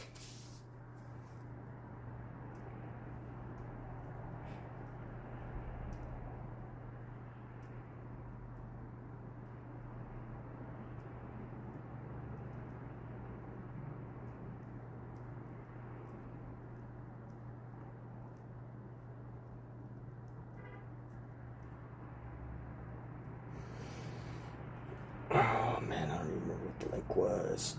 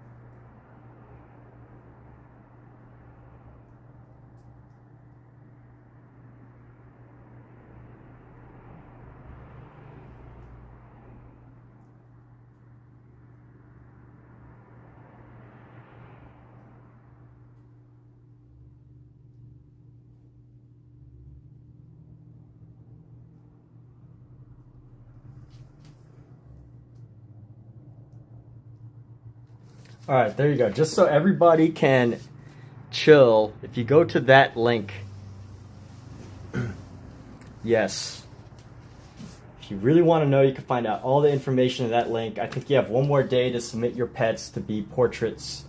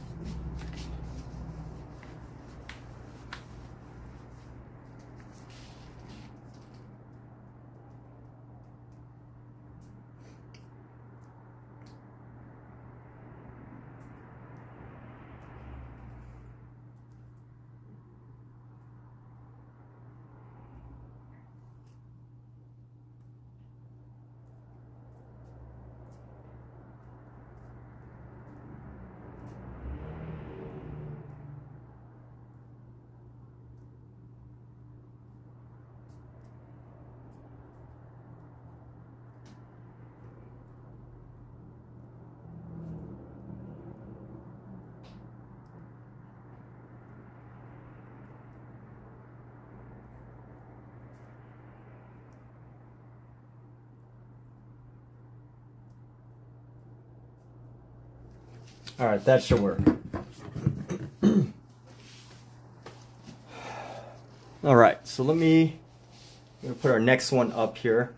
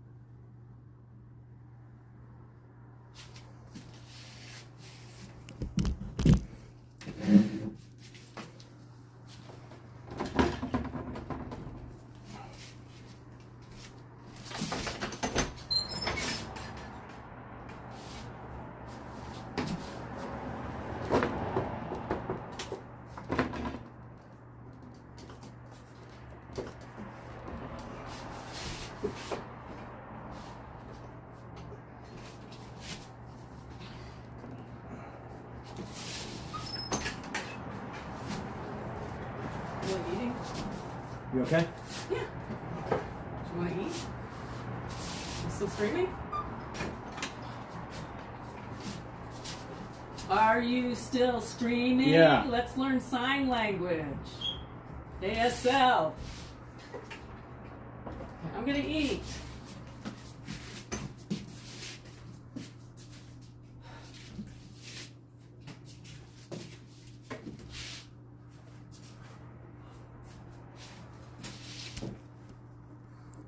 Trying to figure out a better angle for this thing right here.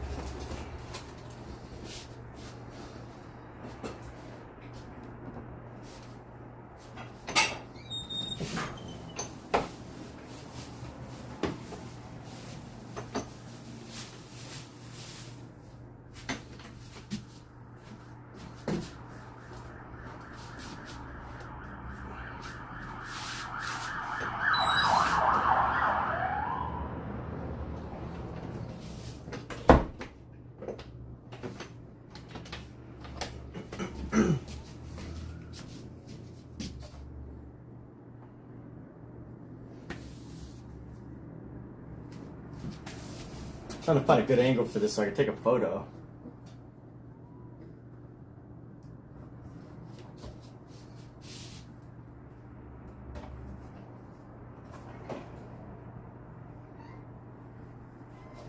What do you want? You've got food in the bowl. Check it out.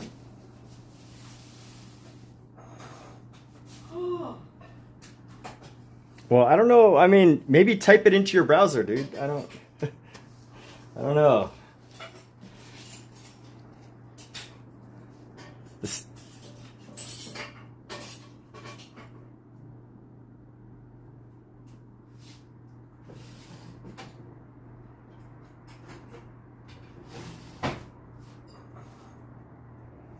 I don't know what else I could do here besides literally just giving you the link to this cash cow. This volunteer effort that I'm doing.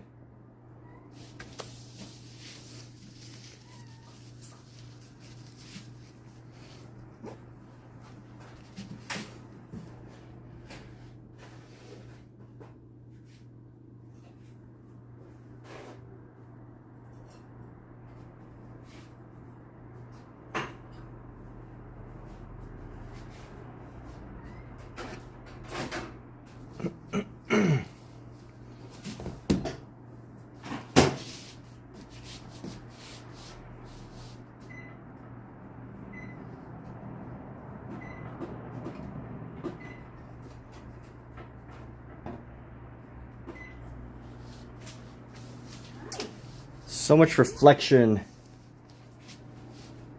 Hello. Too many reflections.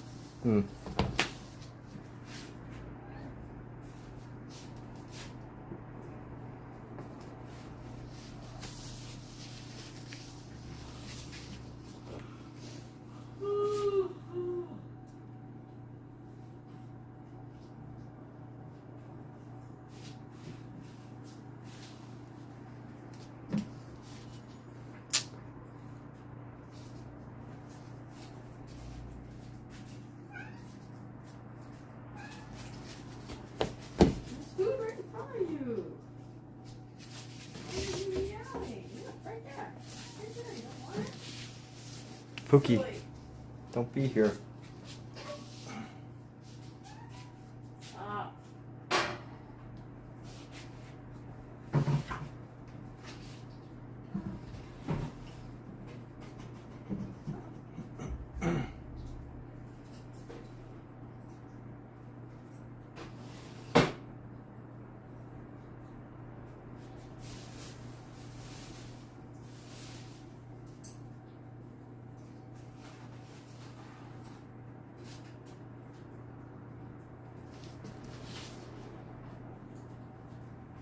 I think work for you. It looks good. Let's see him paint. Hey, thanks. Take care, Uma. Well, Uma says it works. So, I don't know, Amizu. Maybe you got to adjust your security settings or something. But thank you for sharing that it worked, Uma.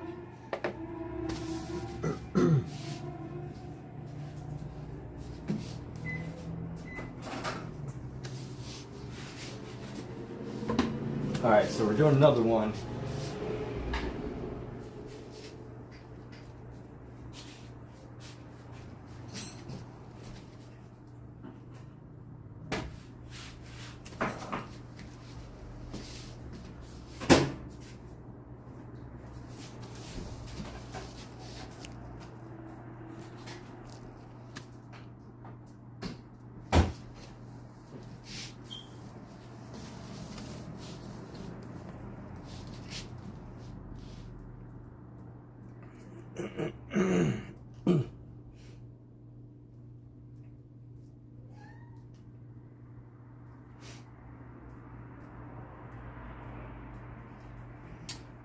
All right, doing pet number 2.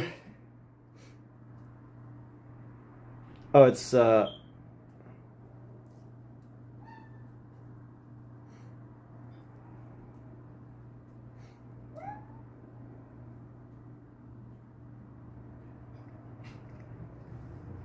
Oh, FYI, there is no... the submission window is closed.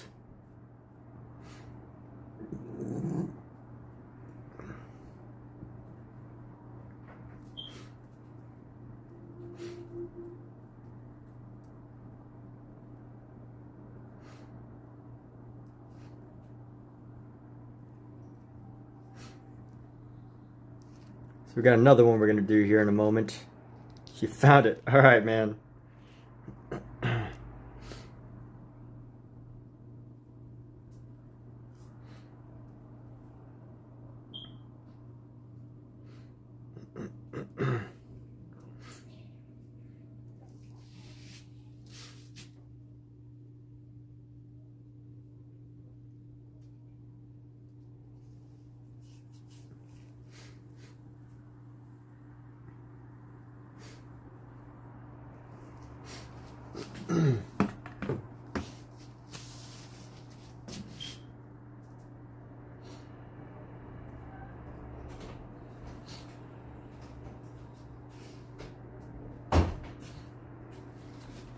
All right, this one's going to be a vertical one.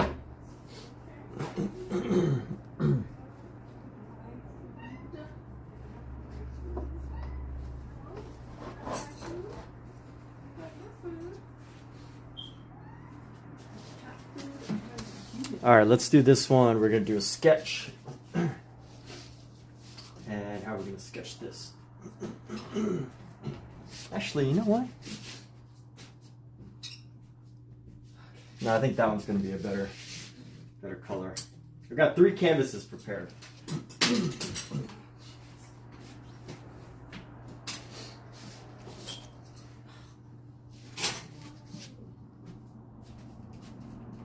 going to use our pink. Let's see, we're going to go...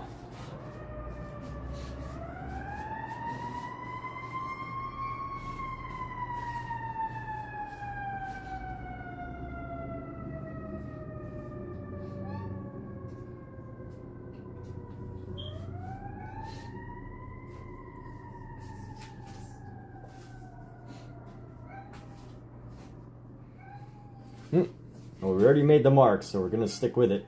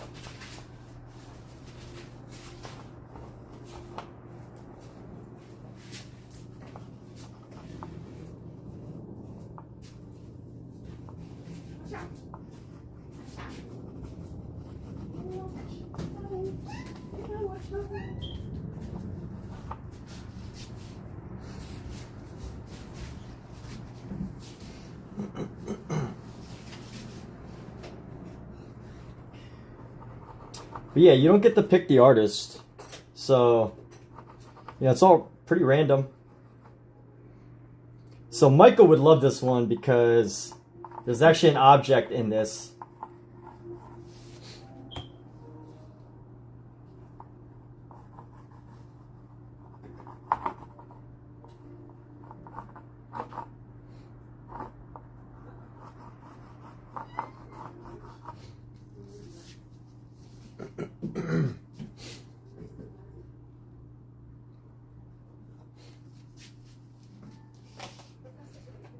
do.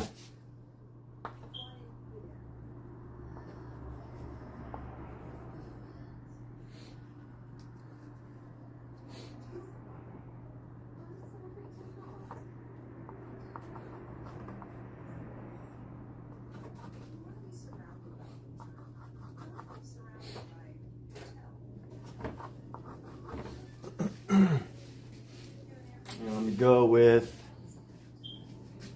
I could scratch in some yellows. Let's see, his tongue. Go away. Go. Actually, you know what? The yellows probably won't show up here as well. This needs to be a much closer thing.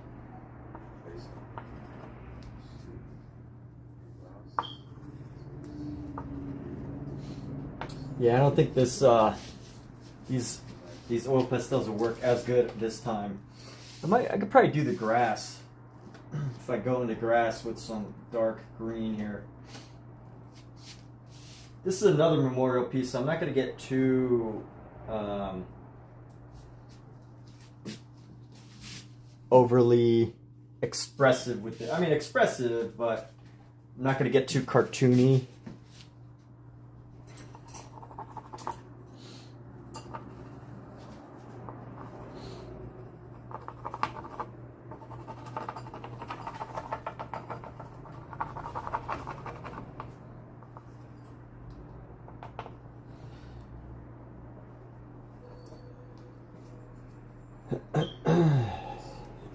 Oh, that's not supposed to go there, but hey, that's okay.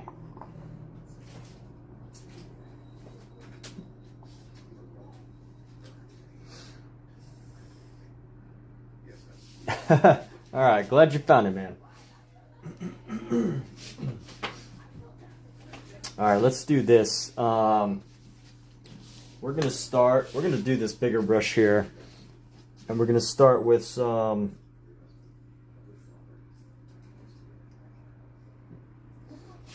we're definitely going to want these white outlines.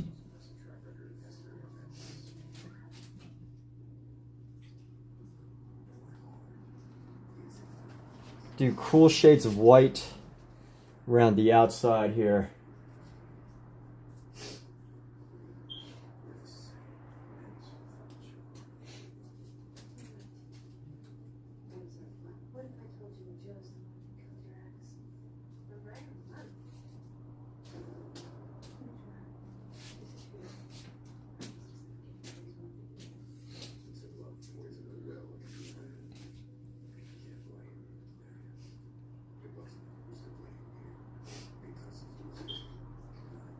No, dogs have shoulders. This dog's got a shoulder.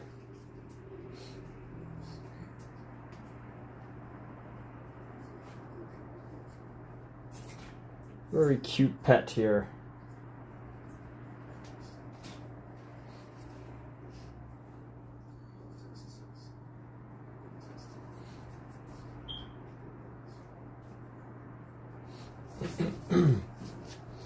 And let's go, you know what, now's a good time to use our ochres. Too bad I already mixed up the ochres quite a lot. So what happened to my yellow ochre? I had it here like a moment ago. What happened to my yellow ochres?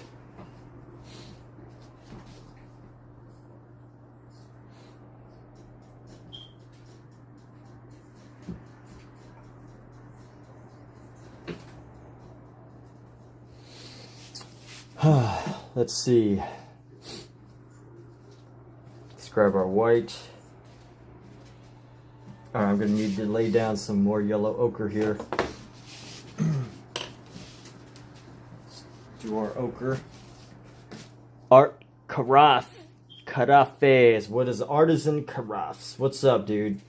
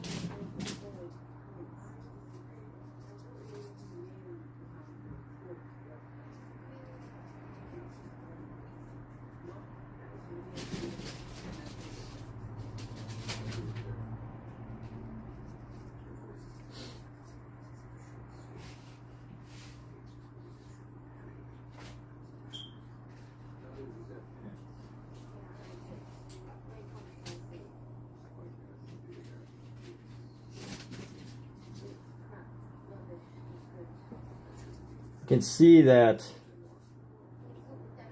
this paint is still so much wetter than the other paint was. So I'm gonna have to navigate that issue, but we'll figure it out. We always figure it out, right, people? We always figure it out. Oh yeah, I'm gonna definitely need some green and yellow this time around too. Yeah, you know, my Twitch channel, for whatever reason, I've had the hardest time growing a Twitch channel. My YouTube channel grows.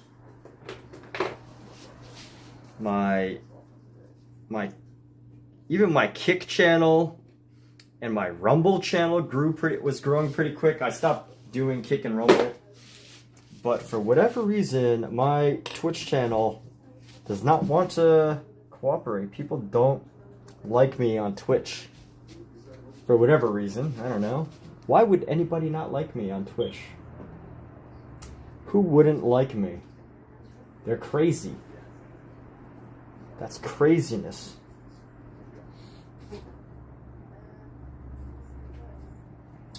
I think it's because on Twitch I have to compete with all the OnlyFans models.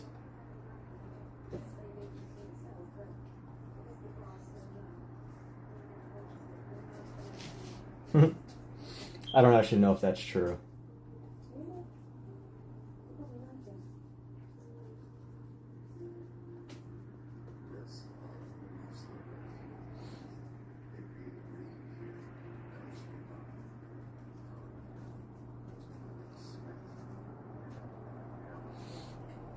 And then we're going to go grab some browns here.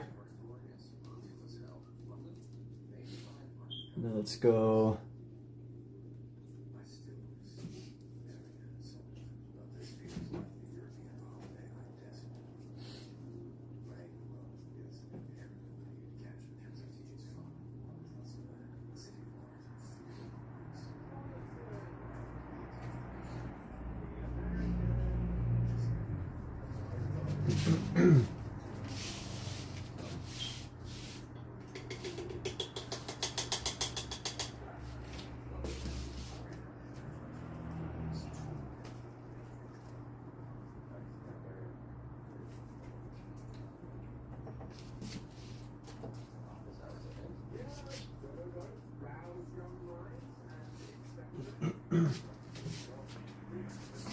Okay, we're gonna go use this darker shade.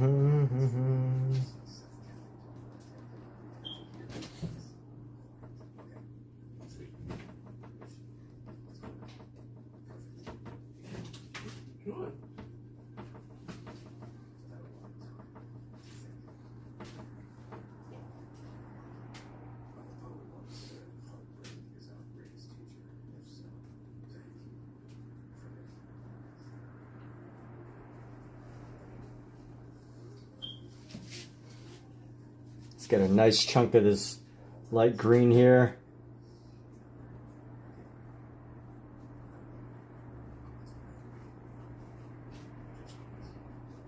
Go with this neon green.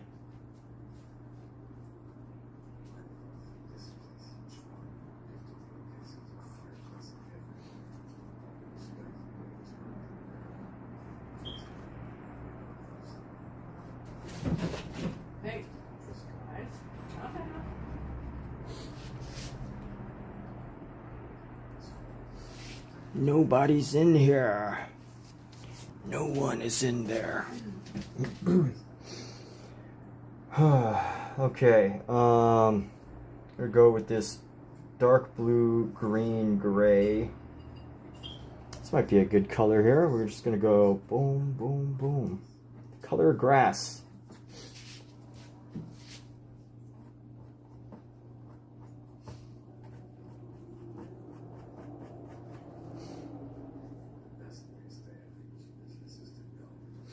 And here we go.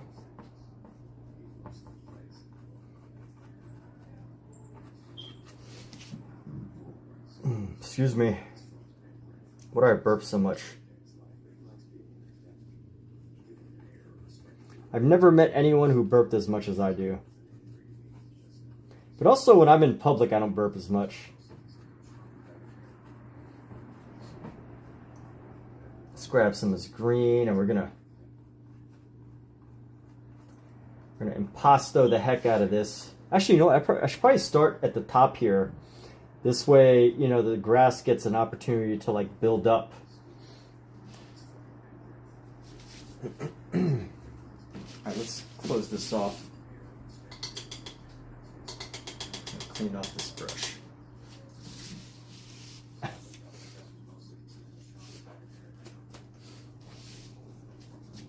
We're just going to use white.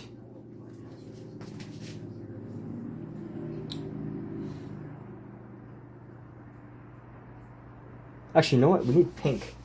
Let's grab this pink right here. And this will be the foundation of our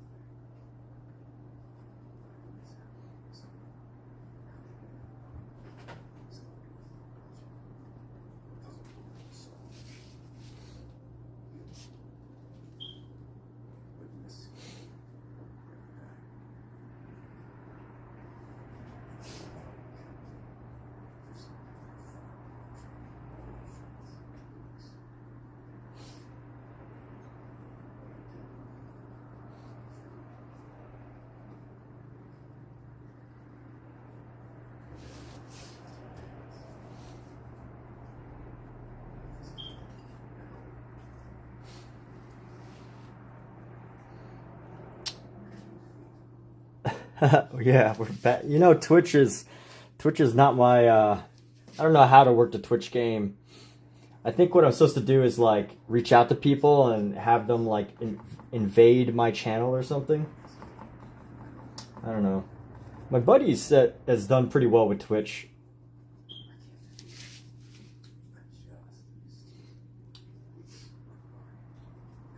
But I really do think Twitch is mainly, you know, video games.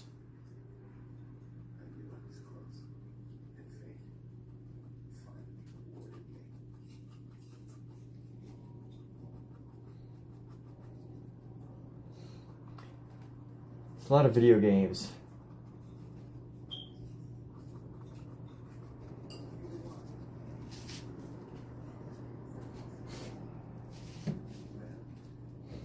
Video games and OnlyFans models. Which maybe if I start an OnlyFans, I might be more successful with Twitch. I don't know. Thought about it.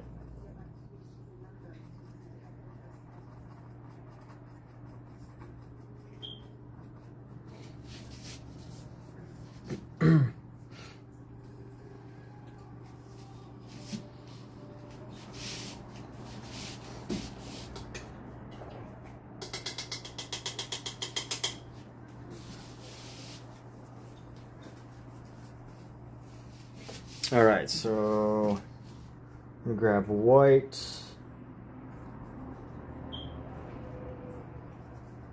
Little hints of pink here.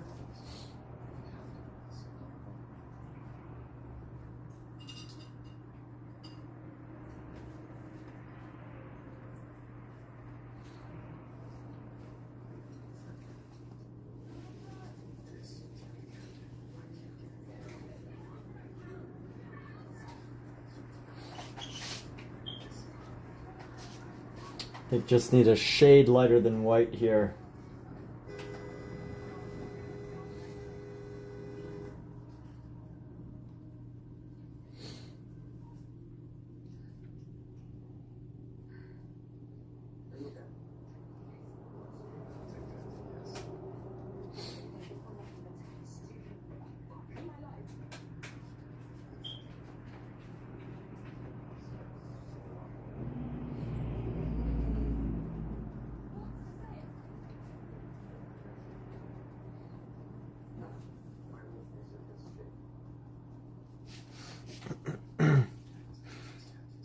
It's like a barren, just need to put some time into it.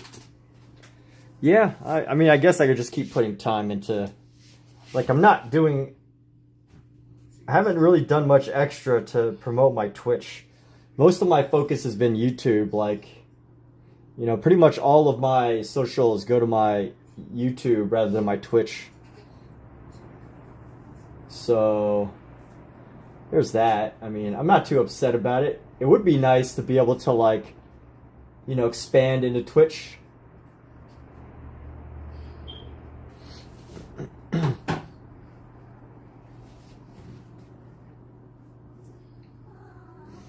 Let's bring in a little bit of yellow ochre into this.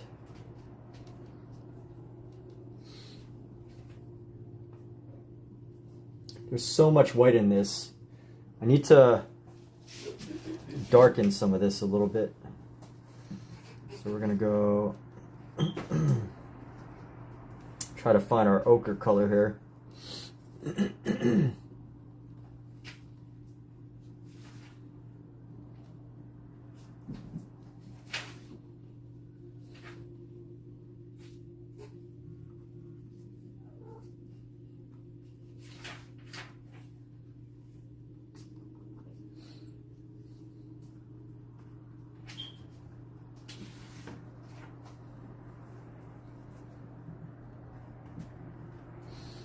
All right, maybe a couple some hints of red. Let's go for some hints of red here.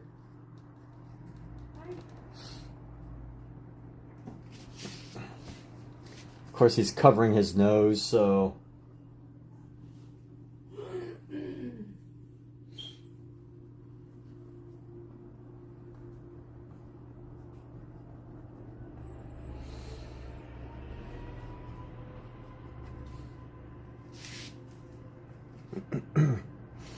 and let's add a nice little pink highlight.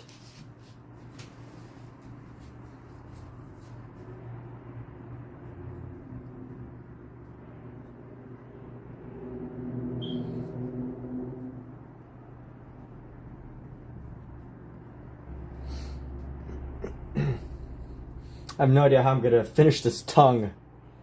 This dog's tongue. It's too cute. But we're gonna go with some shadows. Let's go bring in some purple shadows. Let's try to find some of this purple that we worked with earlier to this chin area.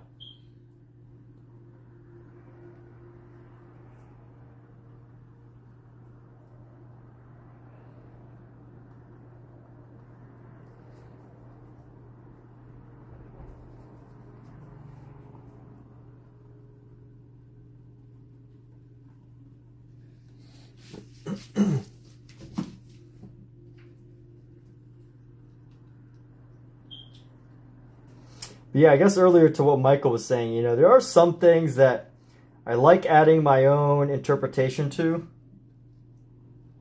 and like story. But honestly, sometimes I think, you know, the story can take away, especially for a memorial piece. Like there's something I won't, you know, just add random stuff to.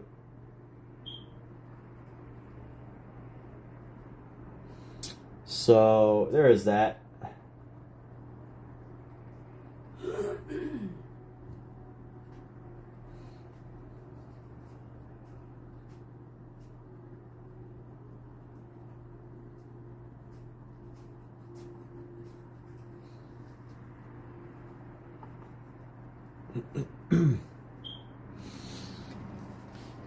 So this photo of the dog is definitely coming around now.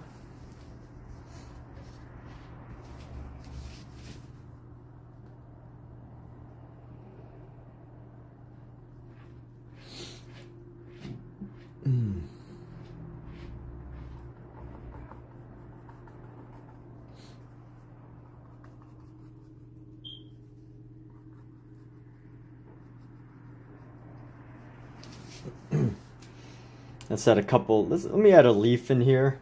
Add a leaf. Couple leaf right there.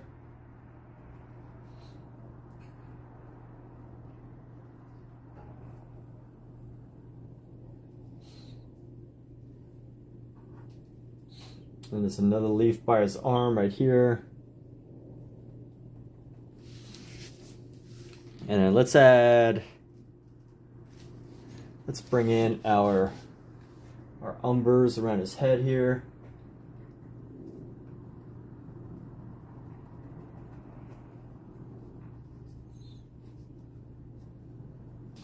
We're going to go dark on this part right here,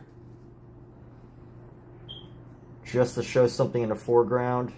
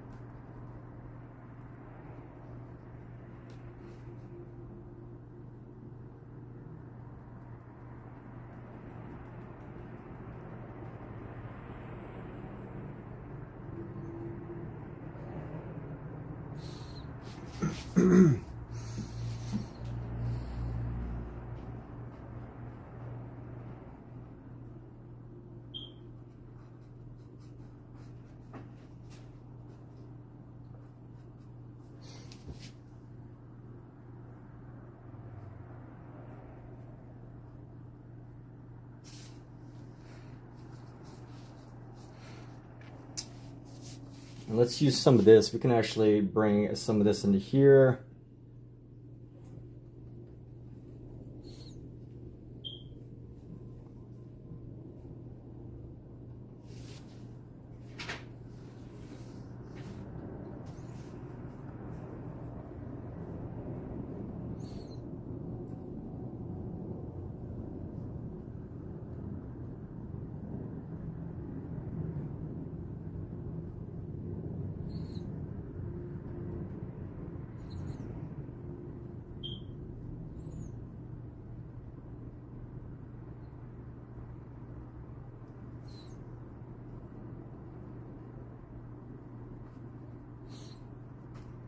And here we go.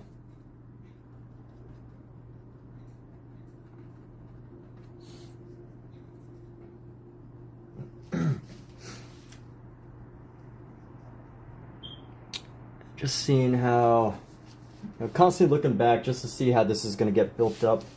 We're going to build in some ochres right around here.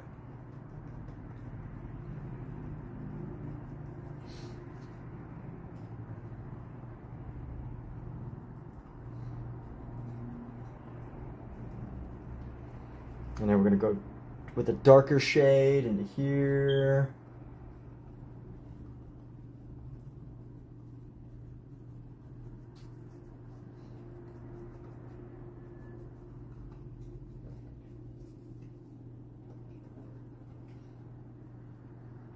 And we're going to bring this into the blue here. Let's get a nice dark neutralized blue. And we're just going to go like that.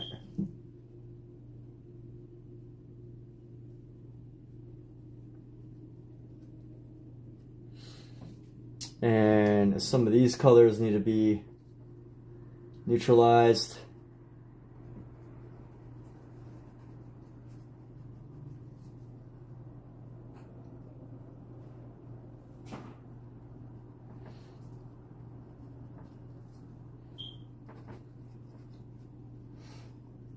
Actually, let's grab a lot of this color. You just go.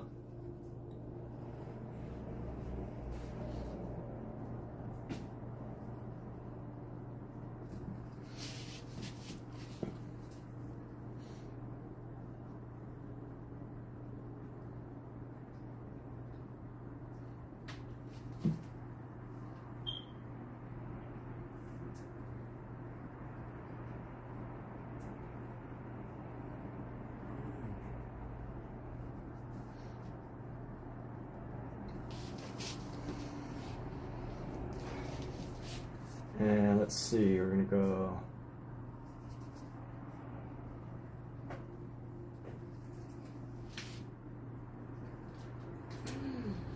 I love this brush.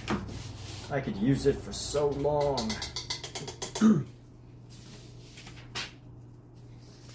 let's work on the body. Our body's gonna have some more white. Using so much white for this. But I think as we start to move in, it's gonna be okay. And I have to use a different technique for this because the fur on his puppy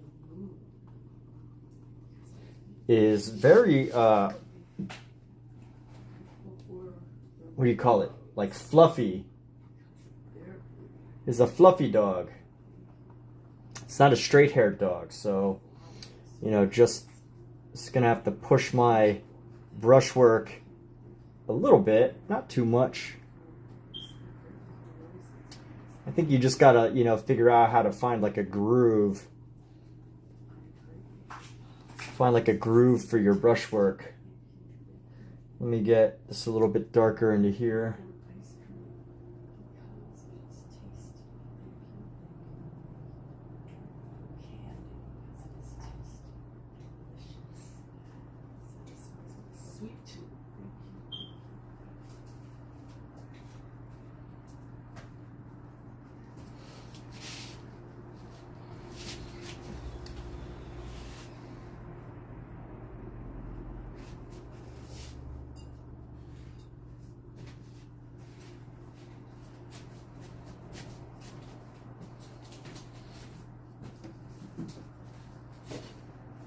Gonna grab some more white in a little bit.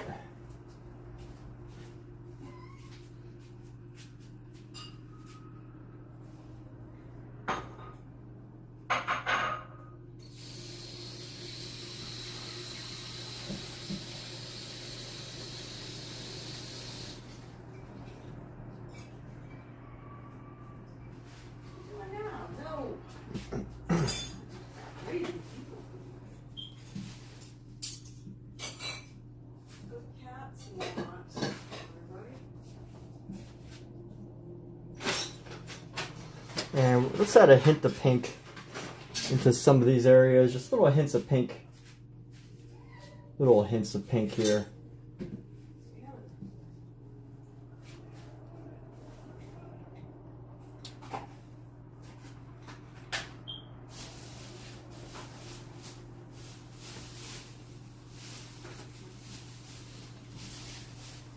All right. You know, white's a good color for this. I don't usually always use white, but I think white's a good color for this because I already had, and it's still wet, I already had a layer of like this ochre tan here. That's cute. You okay? Yeah. I was just You doing okay? stuff. Yeah, I'm all right. My sister-in-law found one just like it. Oh, I like that. She found one. Thanks. One.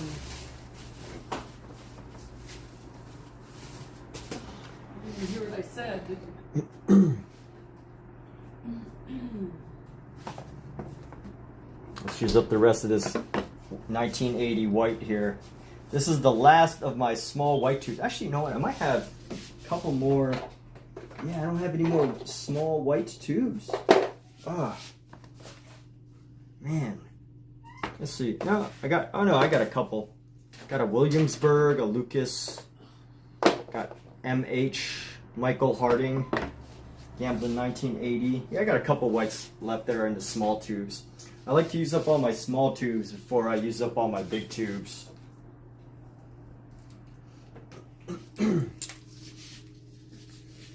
So here, gotta keep my photo up.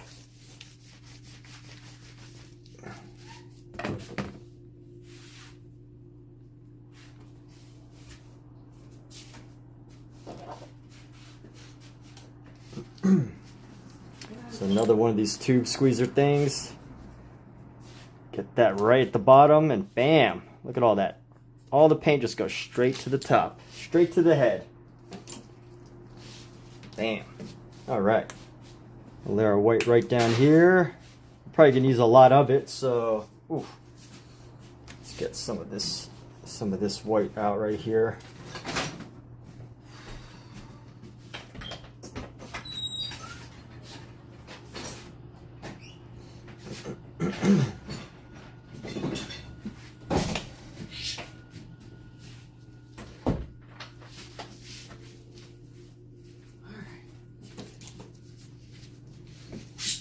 And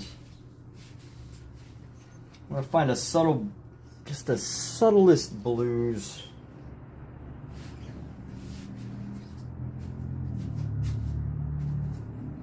Just the subtlest of blues. Let's grab more white here.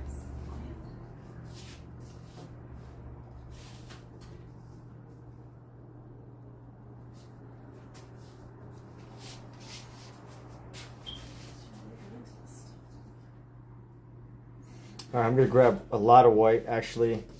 Just gonna lay it into this section right here.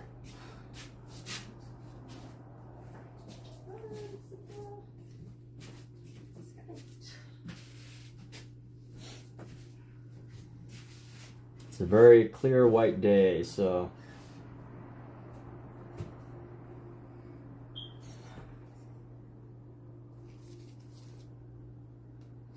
grab some blues and we're just gonna blend these in here.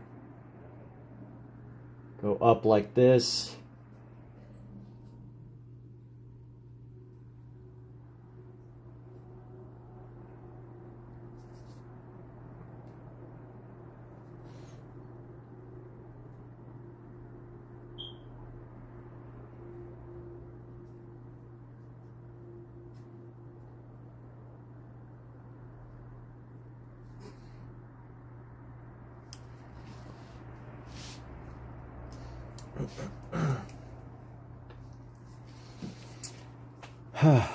And let's see, so these little white highlights,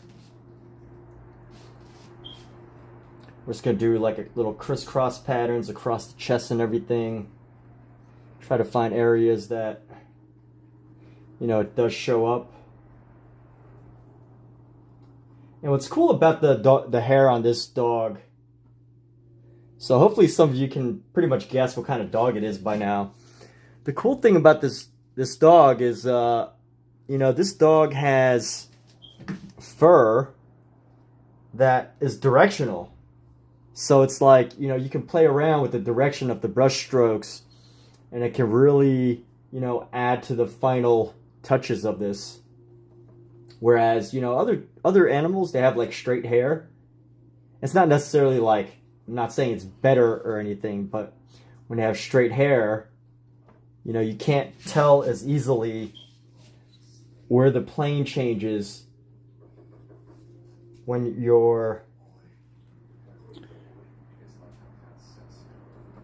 Can't tell as easily where the plane changes when you're doing laying down the paint. So it can be a little bit confusing, but it's kind of, it's fun when you can change the direction of the plane when you're doing the brushwork. You start to see how this all comes together, just bit by bit. I do a lot more brushwork than I need to. very, what would you call it, like brushy? Is that an appropriate term? Brushy? Brushy brush? Very brushy.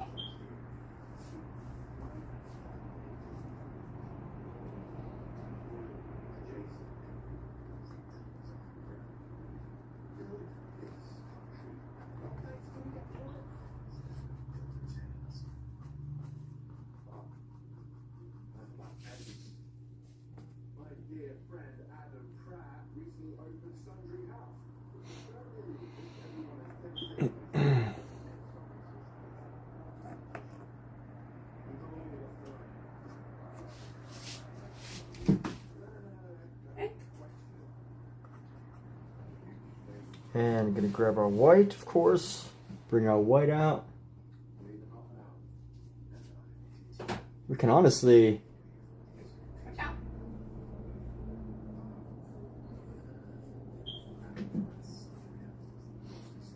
you'll probably be more playful with some of this brushwork here.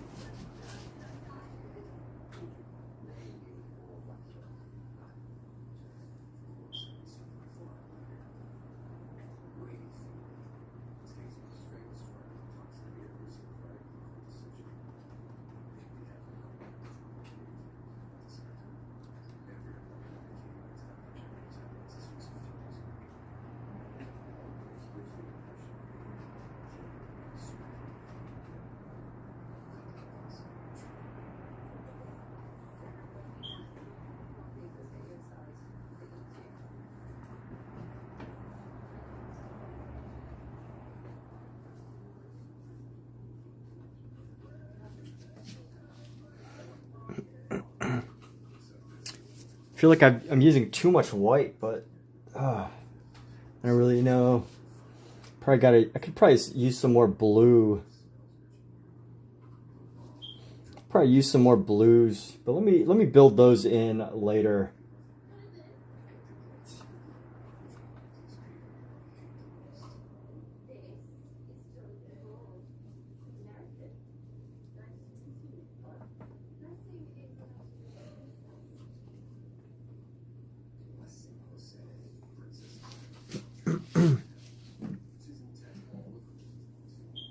That tongue's looking kind of funky.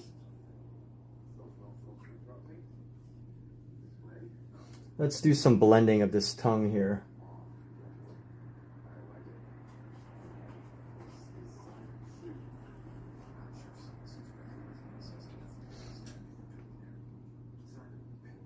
All right, let's see. Let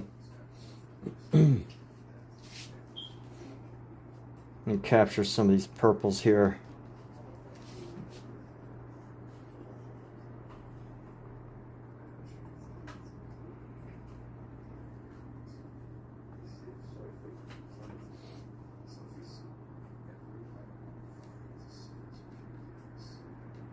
Grab some of this blue.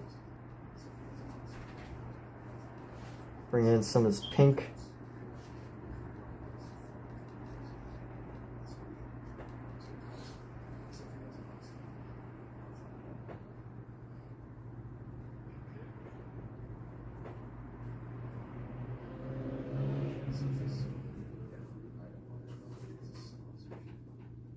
I'm going to use this blue just to create some shadows. Some shadow separation in the face here. Otherwise it's like all white and it's just like too blended.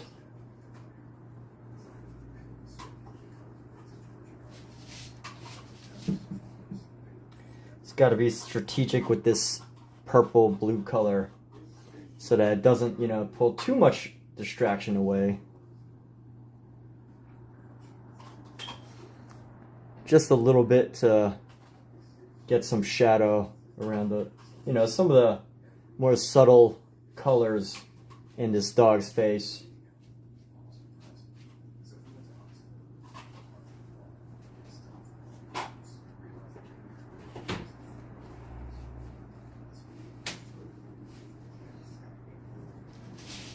And let's grab some of this pink. We're gonna go like this.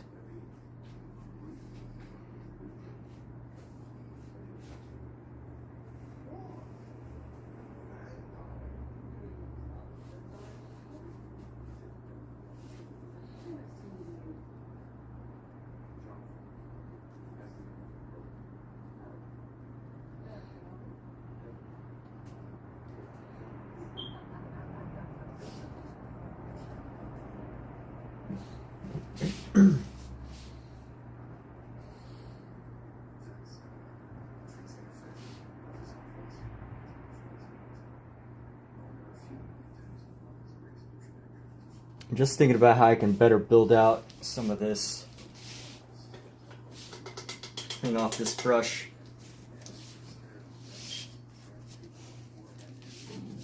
Excuse me. Alright, we're going to do some subtle blues as we move away from this area.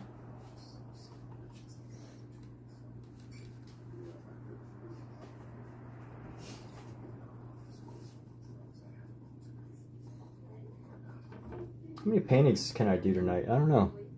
Probably do a couple.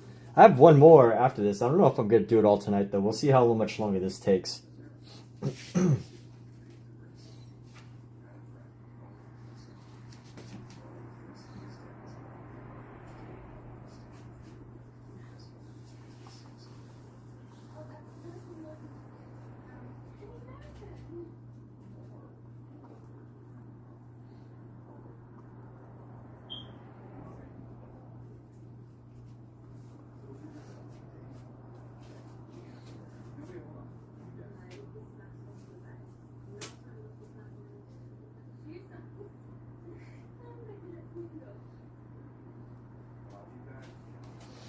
And we could do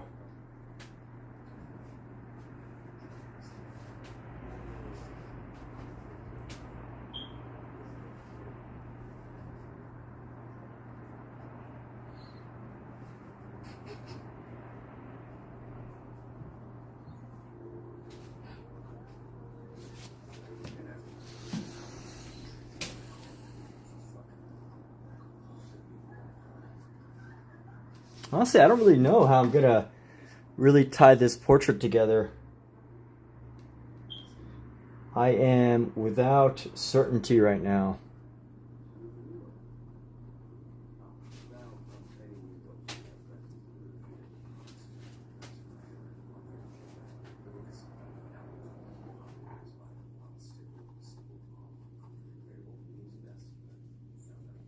Let me try to find some pinks. It's just too boring right now. These colors. So we're gonna add some pinks into this dog. You know, what's the point of painting if you're not gonna use different colors, right? What is the point of it all?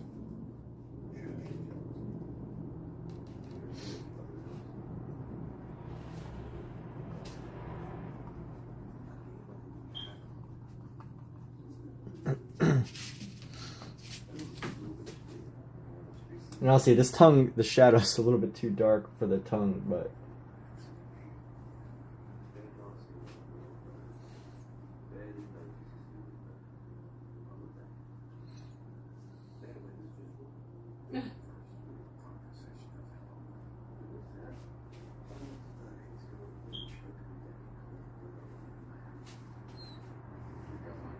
let me get some more confident shadows.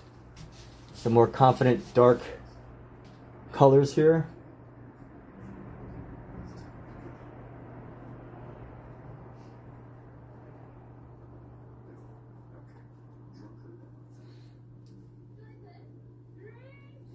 I'm gonna get some more confident shadows. Don't want to get too timid with shadows here.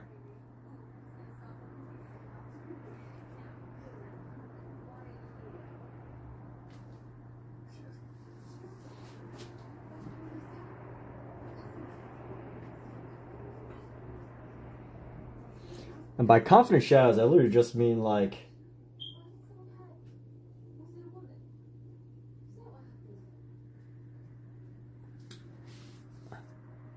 You know, shadows that actually like look like shadows and not just, you know, tinted paint.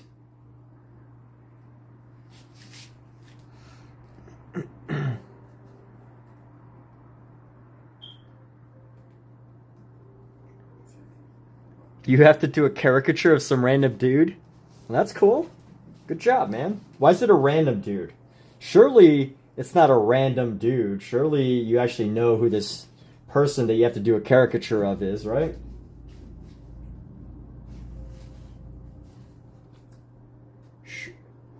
Surely it's not random.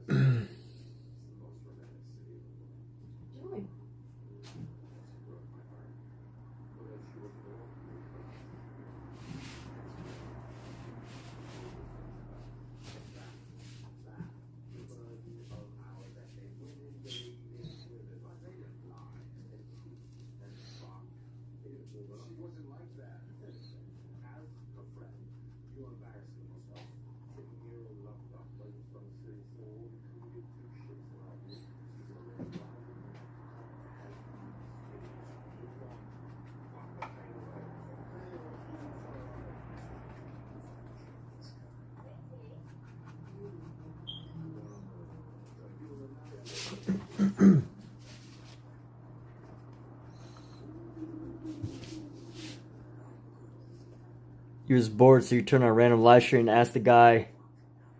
Oh, nice, man. All right. Good, good. Putting in the work. Putting in those... The mileage. The painting mileage, man. Isn't that what it's all about? Just painting because you love it, because it's exciting.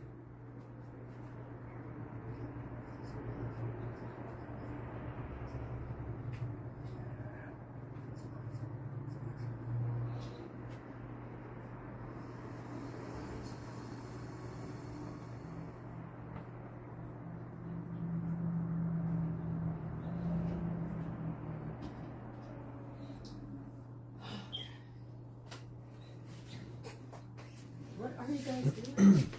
The litter?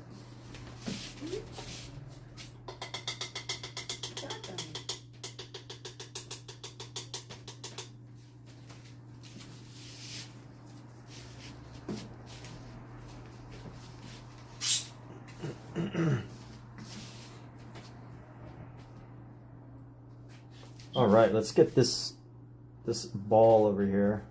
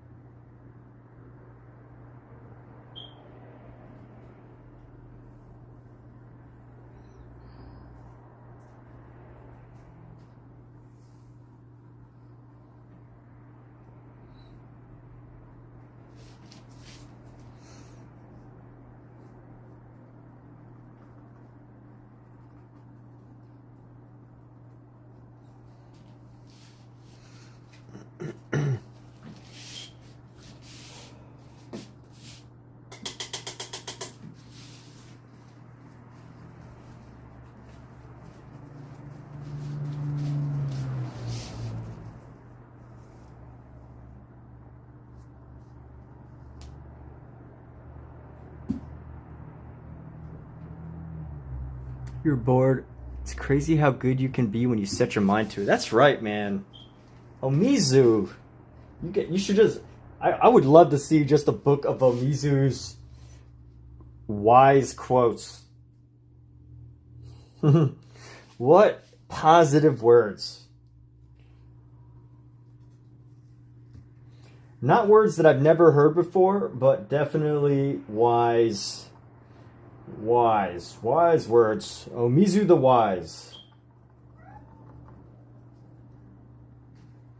Omizu the wise is here. That hurt my throat to say.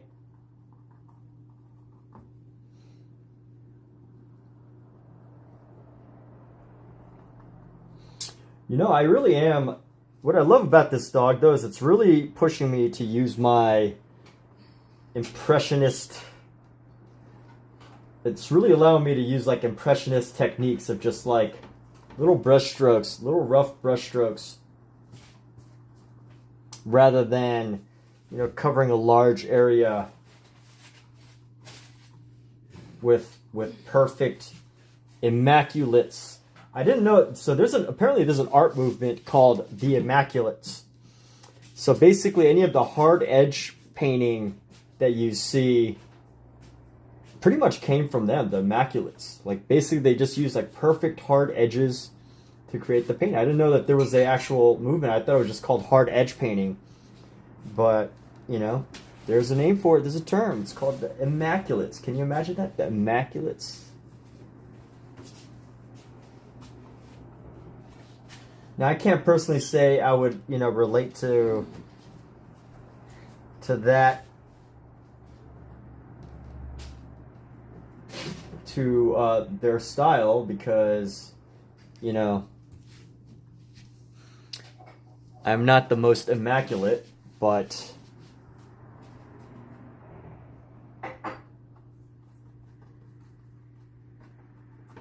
let's grab some green. Let's darken this green. I'm gonna grab our yellow ochre.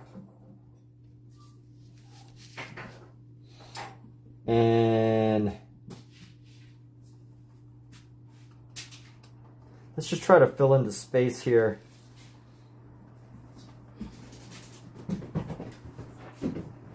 The greens that I'm using are a bit too bright.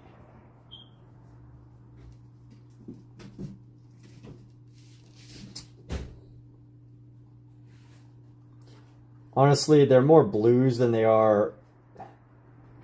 There's more blues than there are greens. So I should probably grab more of this blue here.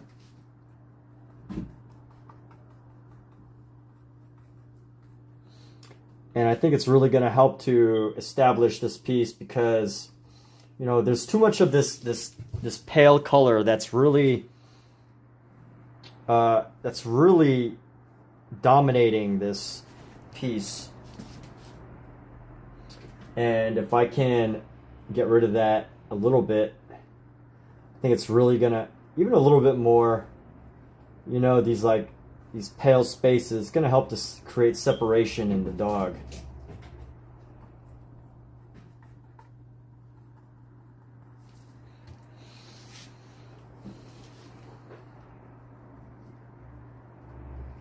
So definitely some more blues here.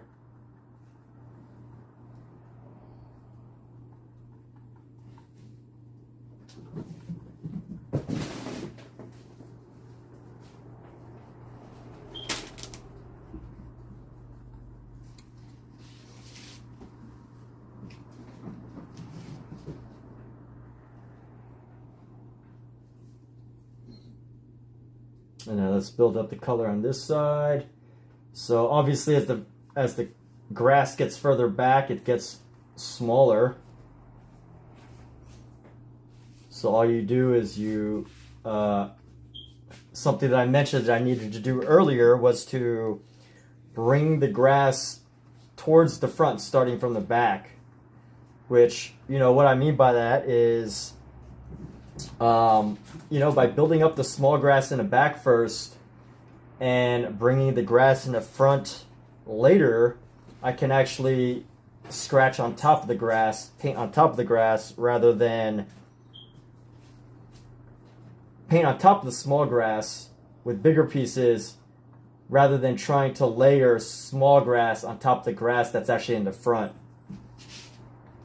If that makes sense.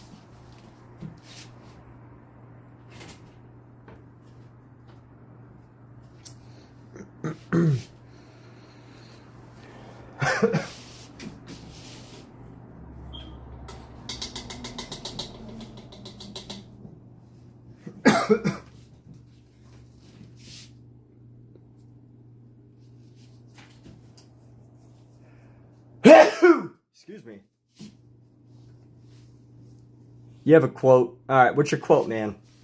Lay it on us. What's your quote? Lay the quote onto us.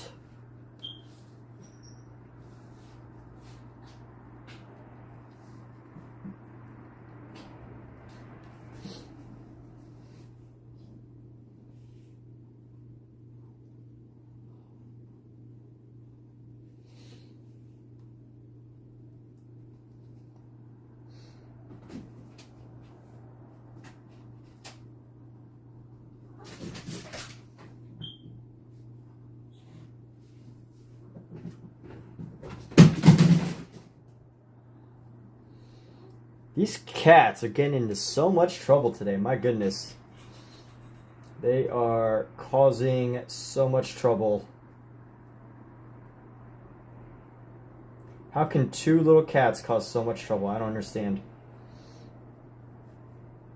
Kitties, why are you causing ruckuses? Why are you breaking everything in the apartment? It's because Cat's not spending time with you, huh?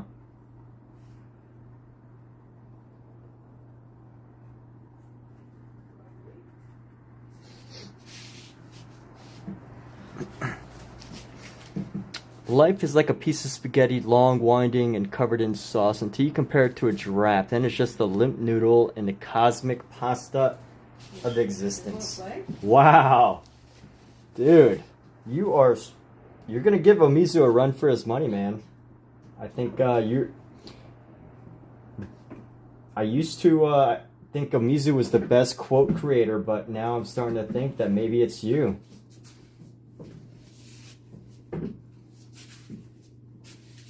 Where's Scout? Wanna play?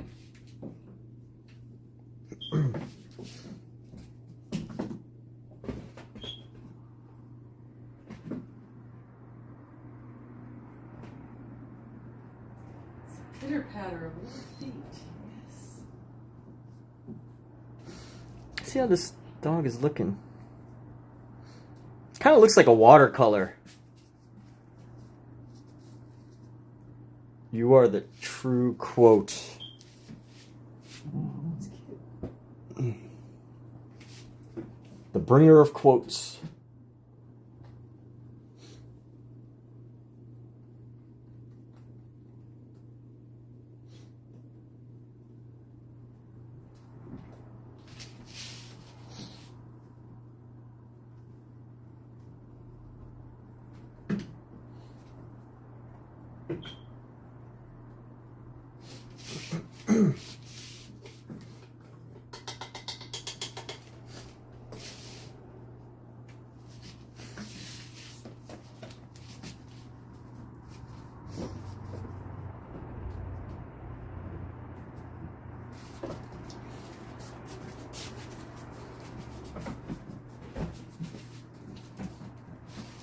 Oh, I got some yellows here. Let's add some yellows into the tops of these trees here.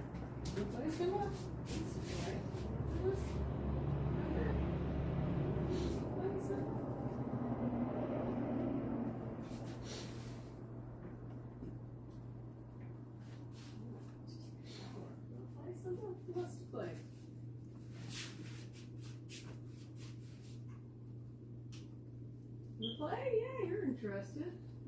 Simba's getting up.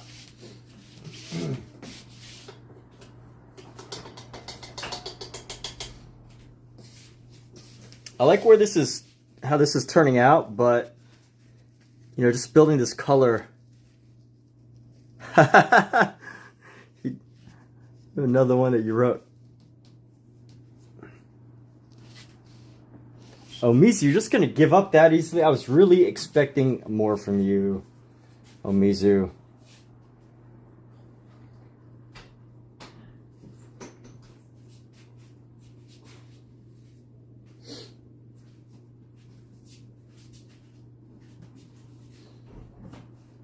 Hey, let's have a play. Chance.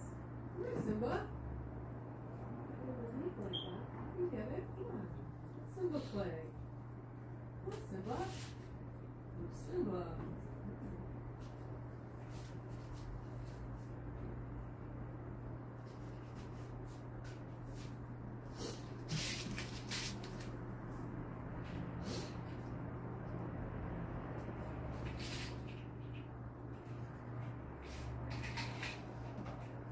Just cat hair everywhere.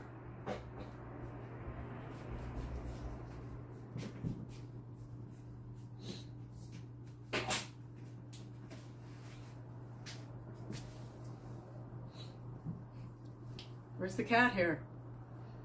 Where's the cat hair? On the painting?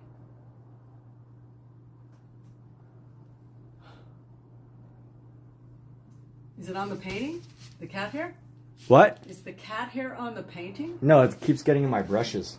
Oh.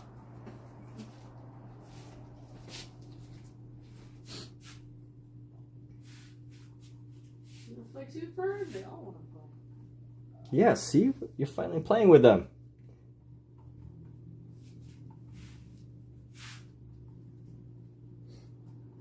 Yes, play with the dogs. I mean, the cats.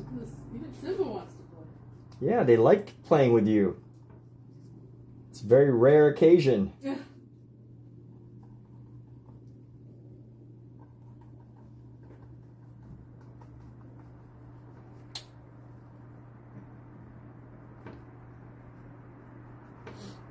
Sorry, guys. Where's Bird? Bird. He's gonna wait until you're gone. And then once you're gone, Omizu shall strike.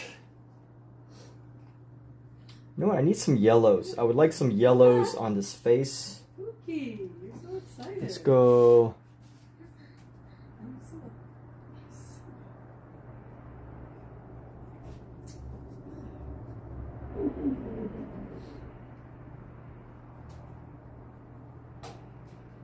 Scout is hogging all the fun.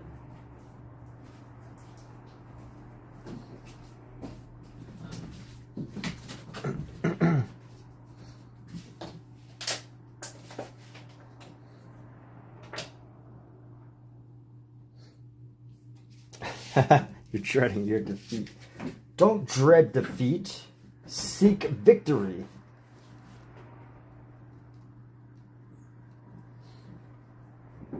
Alright, so we're going to use some shadows, and we're just going to go in and try to layer some shadows on top of our areas, just to create some separation, some subtle separations here.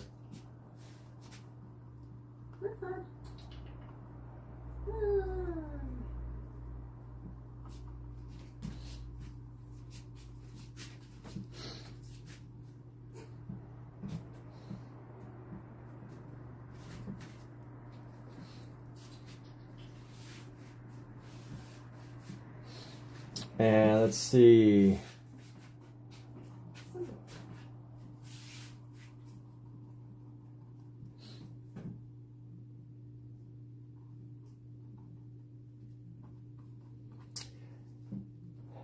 This is the one thing that's bad about painting on wet paint, is that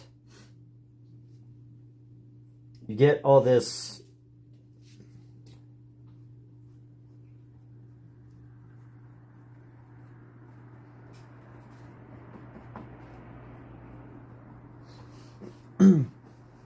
becomes very watercolory.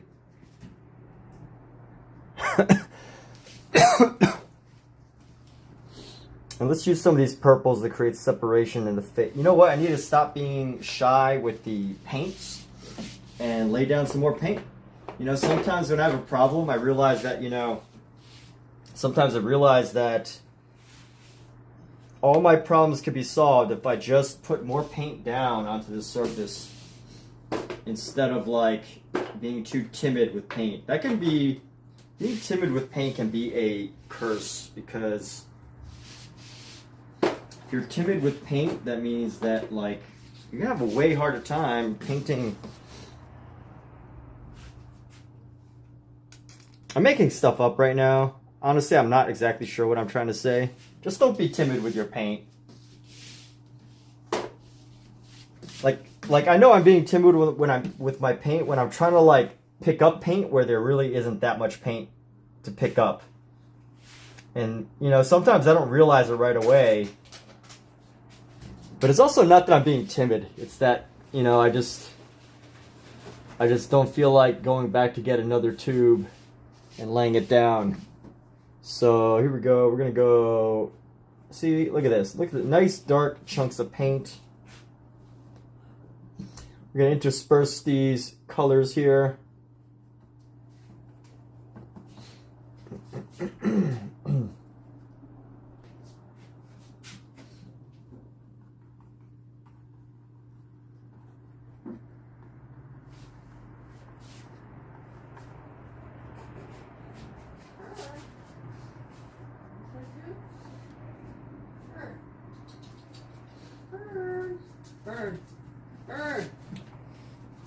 You know, being timid with paint can cause a lot of issues. You know, you don't get the same color density. But you know what, maybe, you know, maybe it is about taking an opportunity to really build it up, to build up the colors. If you take the time to build it up, it'll come out, you know, that much different, that much more.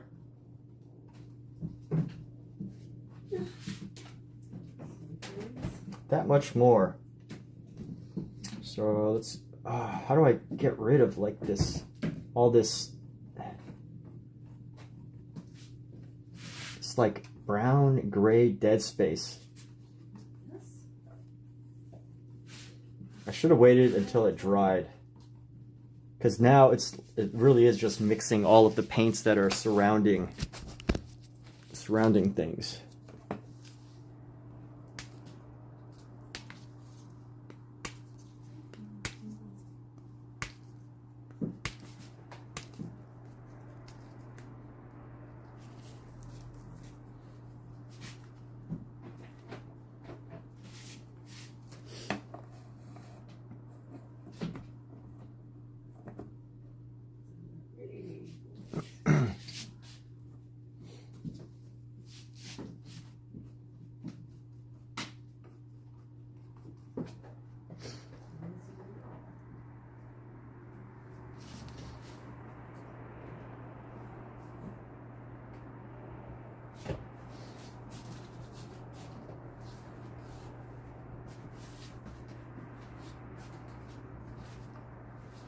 If we can create this separation, it'll really help to separate the dog from the rest of the image here.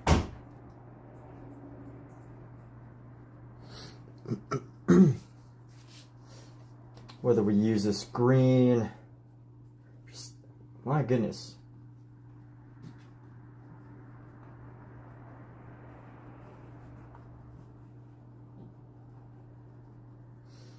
You can tell that the paint is way denser in this section, so I got some work to do over here.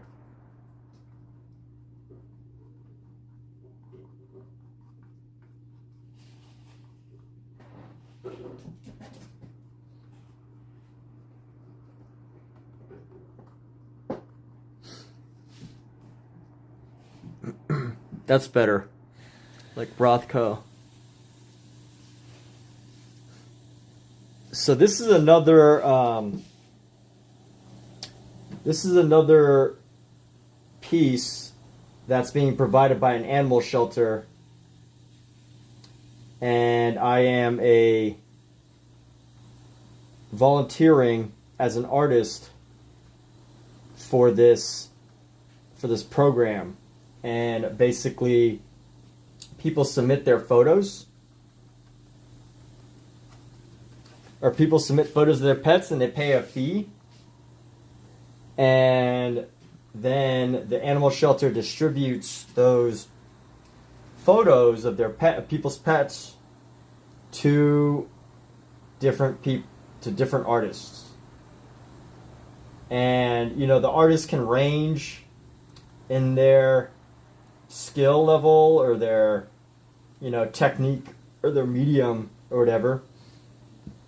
It's really just open to any artist who wants to be a part of the program. and the money goes to the animal shelter.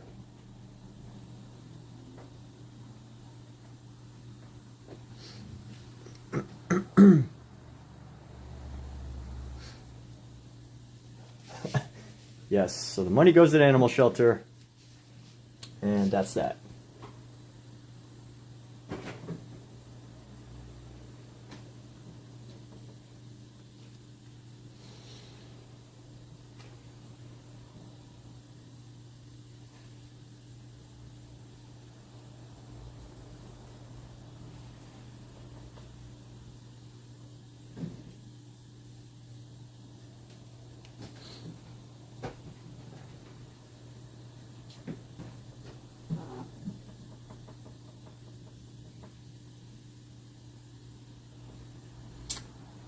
Honestly, my technique probably could use some work, because I'm doing a very, my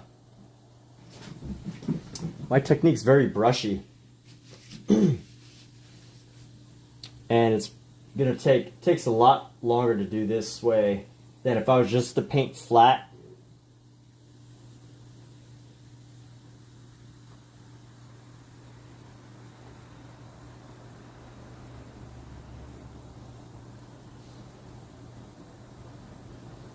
But it makes for I think, a much more unique looking concept.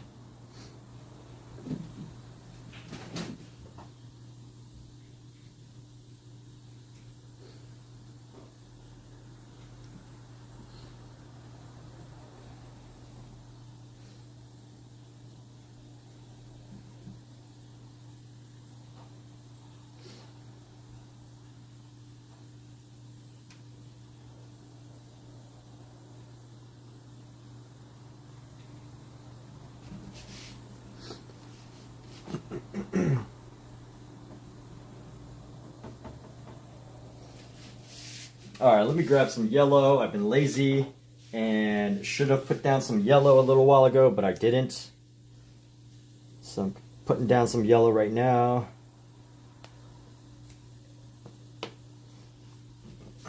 Just using CAD yellow. You want to use this CAD yellow to bring in some highlights to our trees here.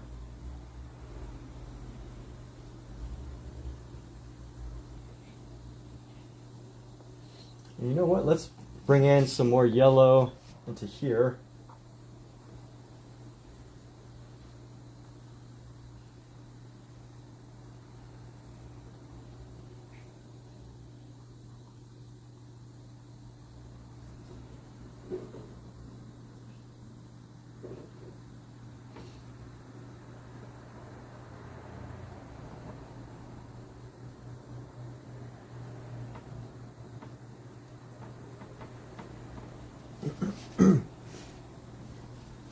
Using yellow to add some highlights into these trees here.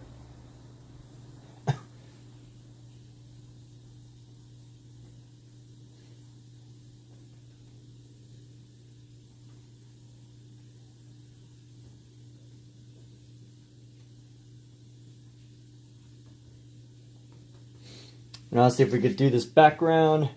Oh, you know what would be nice?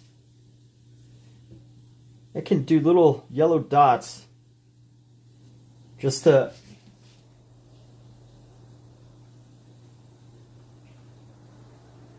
give it a decorative look.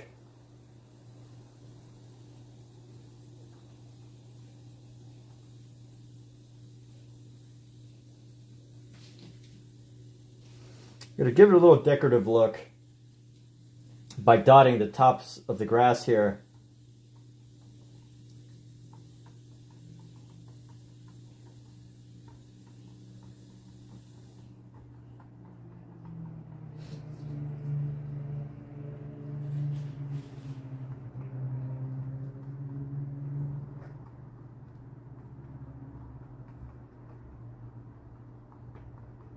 And this is just, you know, ideas taken from Gustav Klimt. You know, what does Klimt do? Decorative art, right? Decorative art. Just, you know, I mean, his is very specific, very beautiful decorative art. You know, his art is very decorative in a sense of it's like, you know, he uses gold foil and all these other things.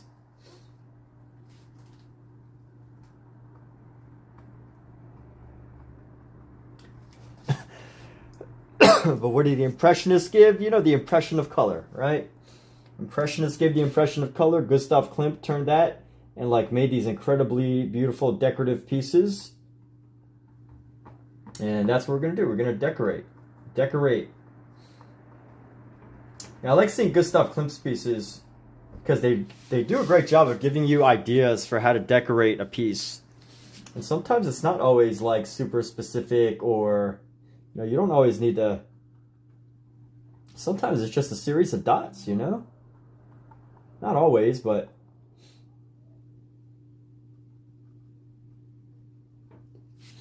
I'm gonna grab some yellow here, bring down some of this yellow. Let's separate some of these sections here.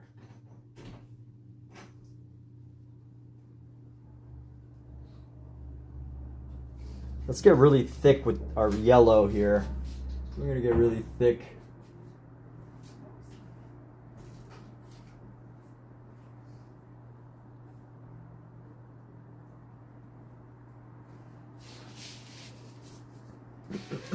We're gonna add some of this into here.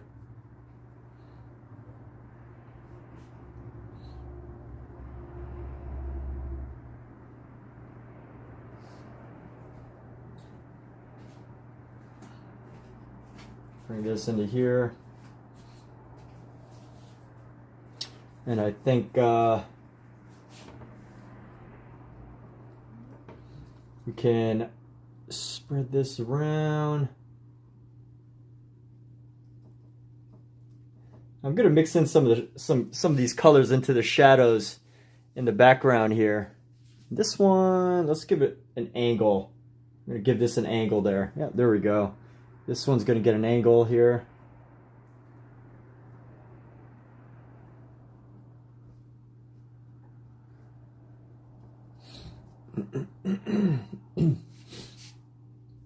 And let's bring in some Viridian green into this.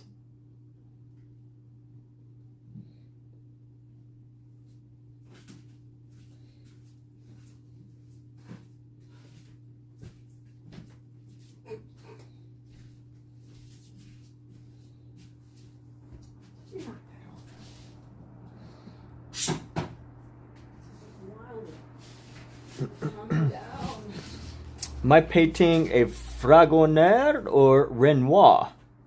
Ah. Wow. Hey, Omizu, man. Whew. Is it a Fragonard or is it a Renoir? Oh, ho, ho. Fragonard or Renoir? I gotta say that with a British accent. Or maybe that was French. Was that French or British? I don't know. One or the other. I don't know. Is it a Renoir or a Fragonard?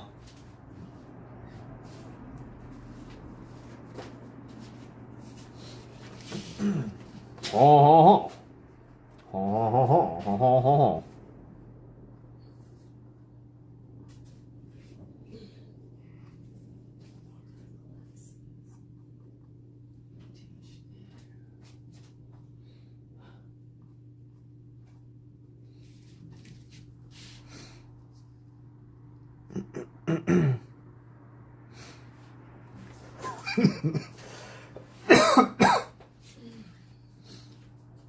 Ho, ho, ho. Fragonard or Renoir? I've been listening to this book called Francis Bacon in Your Blood. And as you might guess, it's a book about Francis Bacon. It's like a autobiography written by someone who spent a lot of time with Francis while he was alive. And he decided to write a book about it.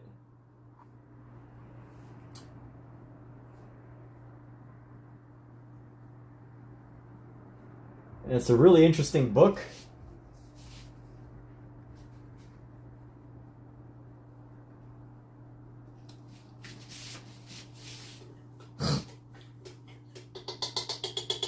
It is a really interesting book because it's spoken in a very, very, very, very posh British accent.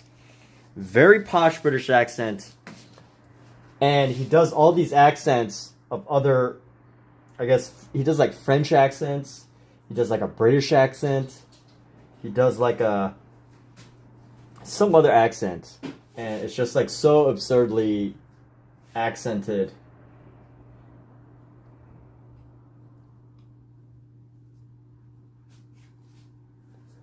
That today I feel like doing accents.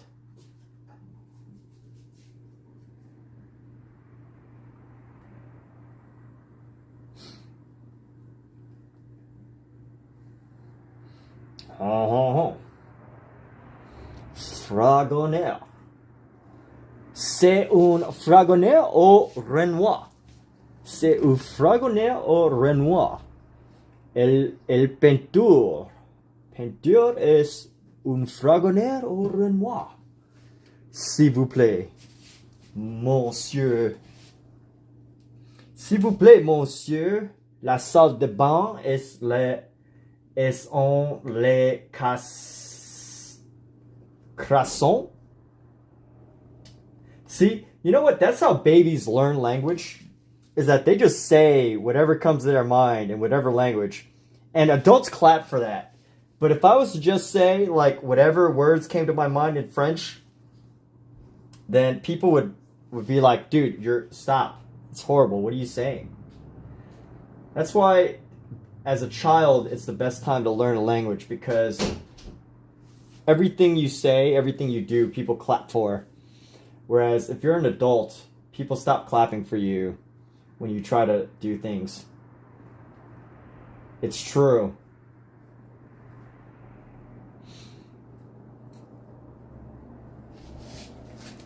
I can just say stuff freely. If I was a child. And then people just cheer you on, you know? They're like, hey, good job, dude. You're saying words. Then as we get older, people don't care anymore.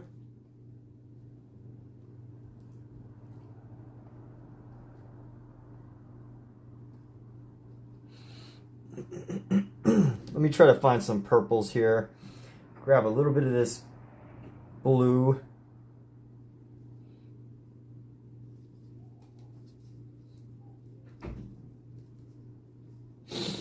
Let's try to find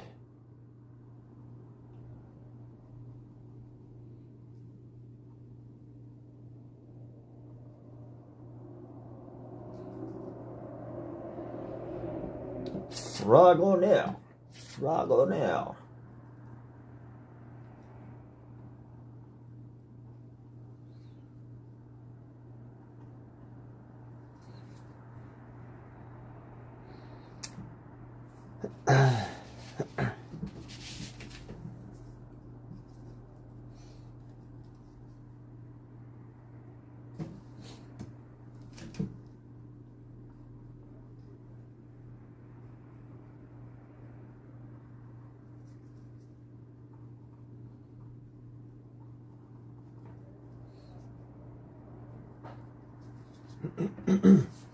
I'm trying to find some reds. Red ochre here. I need to make this ear pop out a little. It's a little too...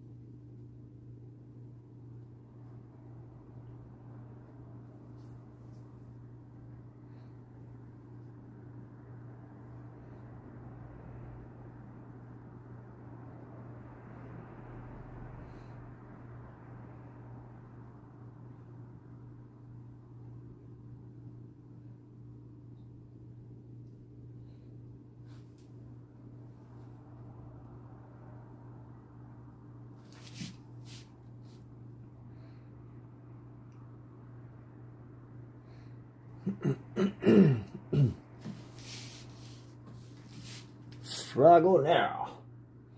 C'est un Renoir. C'est un Renoir. Est un Fragonard. Fragonard. Si oui, oui, oui. Olé, olé. S'il vous plaît. Aujourd'hui. Mi amor. Mon ami.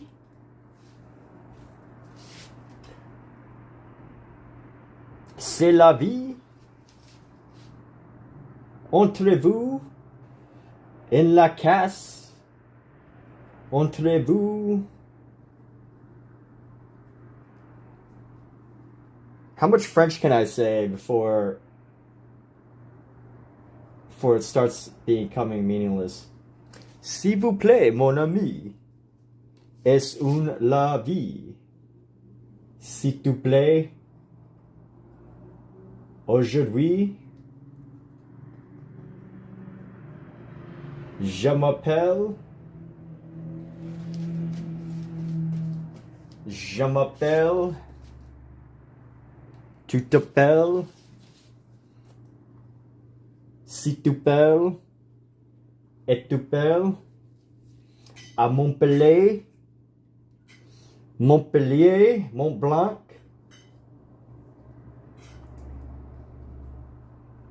Ici, assis, aussi. J'habite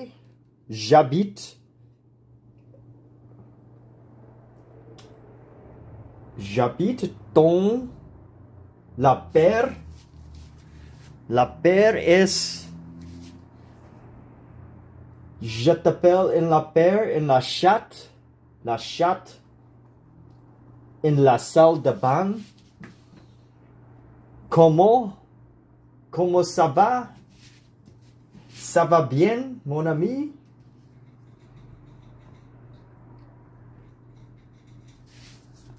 Alexa, qu'est-ce le en la France? En la Paris de France? Qu'est-ce le de Paris, France?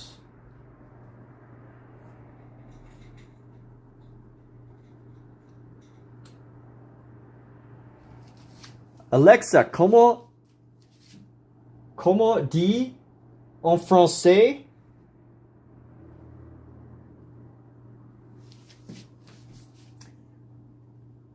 Je dire. Okay, Bonator. Goodbye. Take care, dude. We're almost there. I think I just got to get bolder with these with this paint here, and we've got it, you know. Just stop being too timid with this paint. We're almost there. I think let me try to get some of these blue highlights here.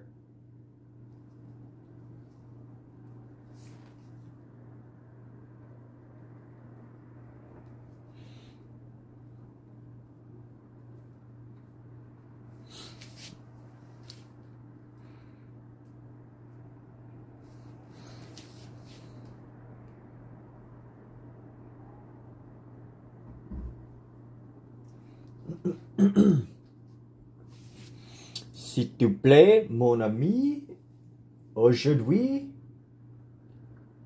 bonjour, mon frère, je m'appelle, s'il te plaît, aujourd'hui, mon ami, bonne chance, bonne chance. Bonne nuit. Bonjour. Aujourd'hui.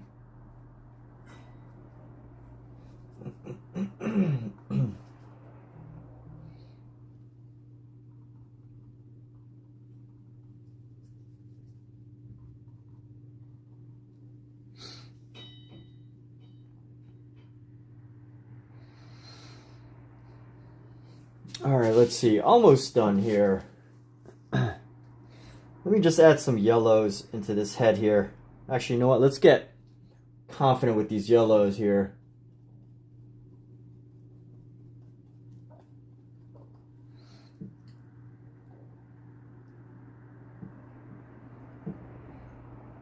And get some nice bold whites in and around the nose here.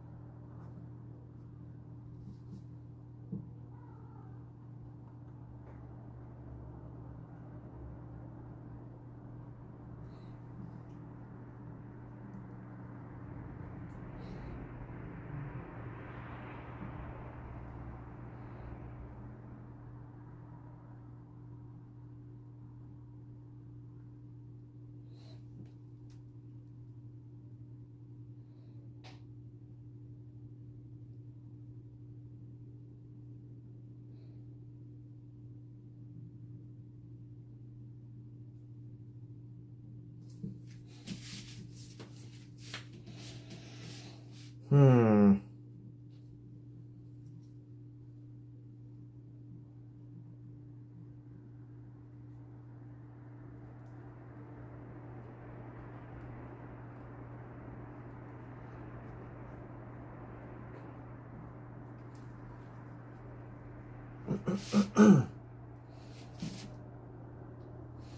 I need some separation here.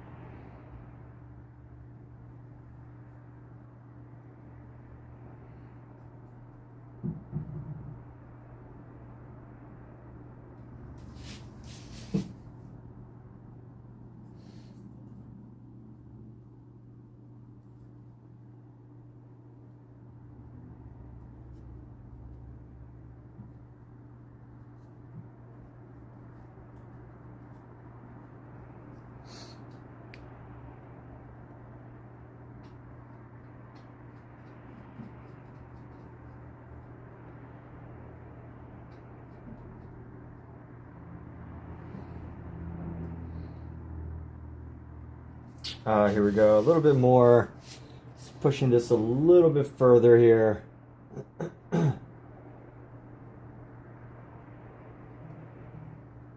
Just around the eyes.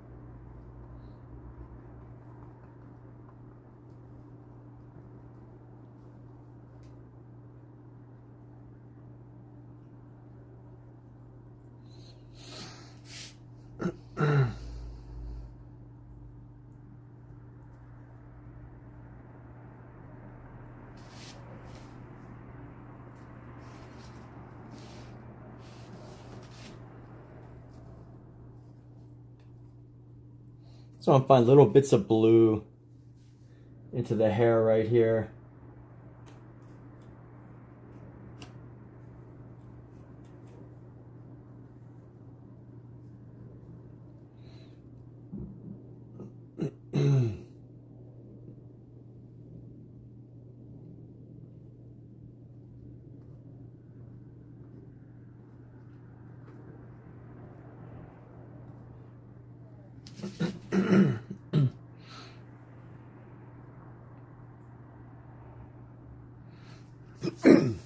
All right, I think we're done. We're done with this piece. And now we just got to find a place to actually, you know what? What color do I have on this brush? Whatever color this is, I'm gonna put it down.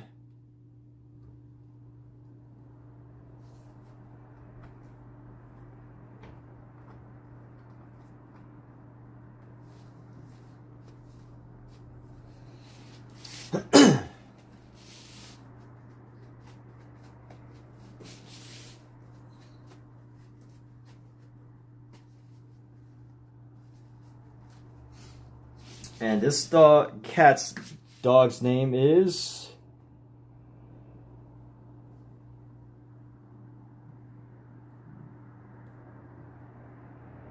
Bar.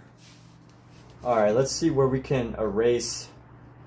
Can write his name in the clouds. Let's yeah, that's a perfect place to write his name. Oh, you know what? Scrape away right into here. Oh yeah, here we go. Here's what we're gonna do. We're gonna scrape away.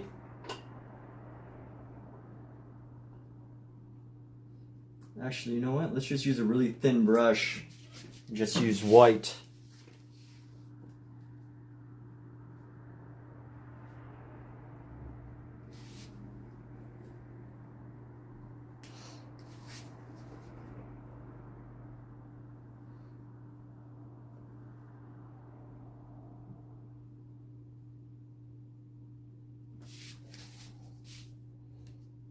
Actually, I should scrape it away first. Let's scrape away some of this color first.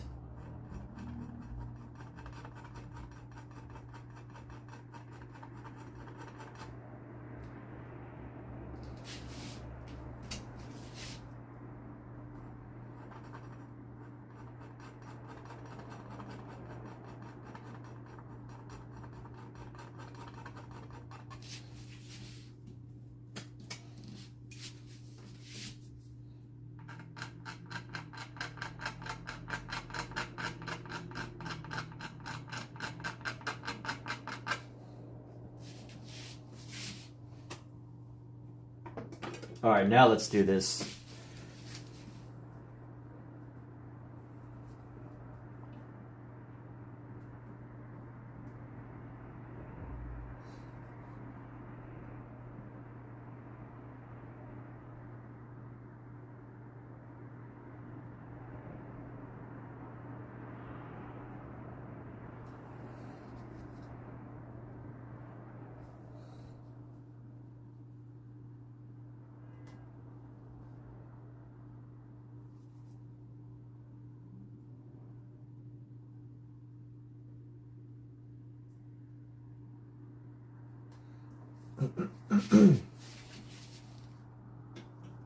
Let's scrape away a little bit more.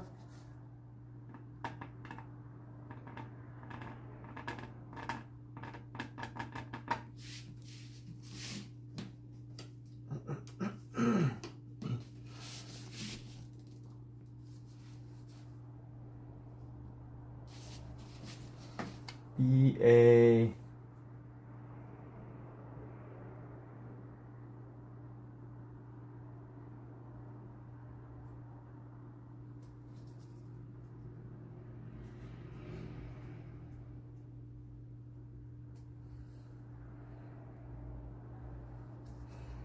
And let's just tighten up some of this lettering here. Tighten up.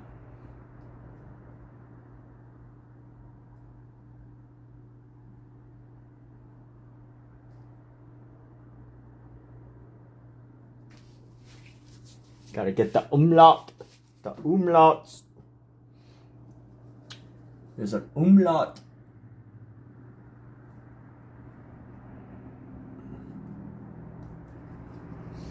The umlaut above the name. What is an umlaut?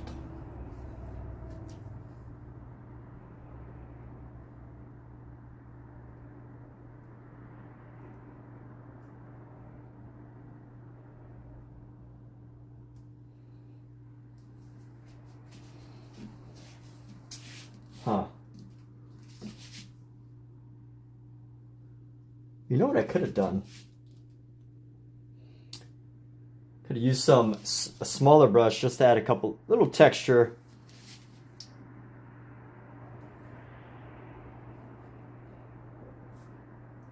Pretty much did this whole thing with just one brush.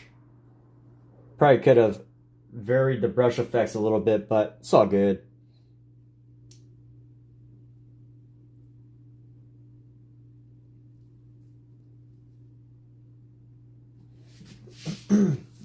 Oh, I've reached the point where I'm like, oh wow, I could do this with the small brushes, but it's all good. I'm not gonna do it. It already has a cohesive feeling to it.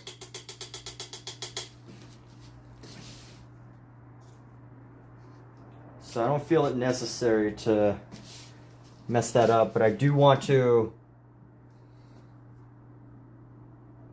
clean up the lettering here.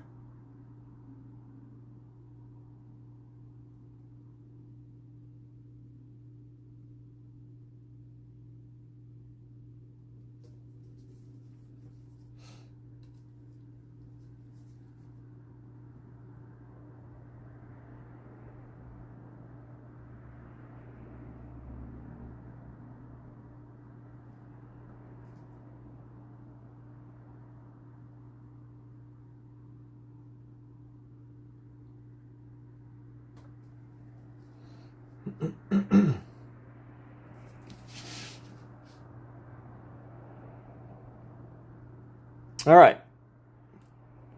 What's up, Diane? Hey there. Welcome to the stream.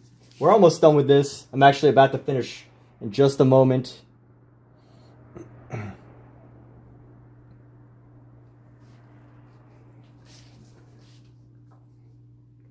Hello, hello.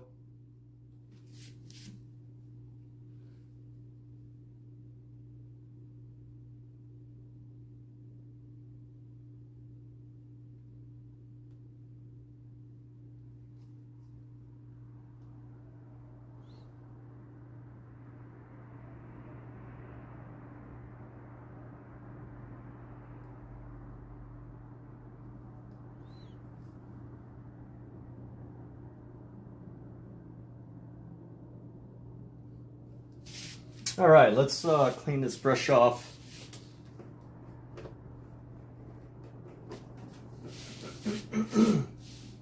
Clean off our brushes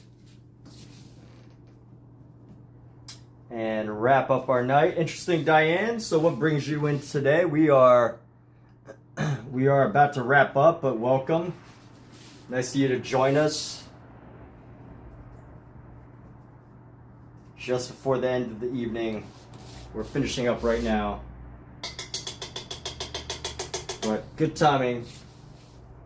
Great to have some new viewers before the, just at the end.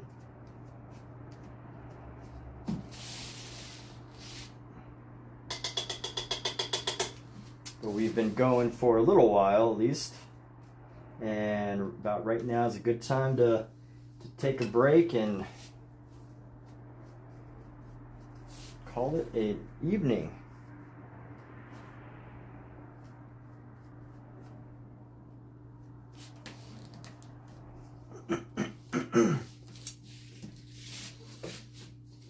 Whew. All right, it's been a long stream.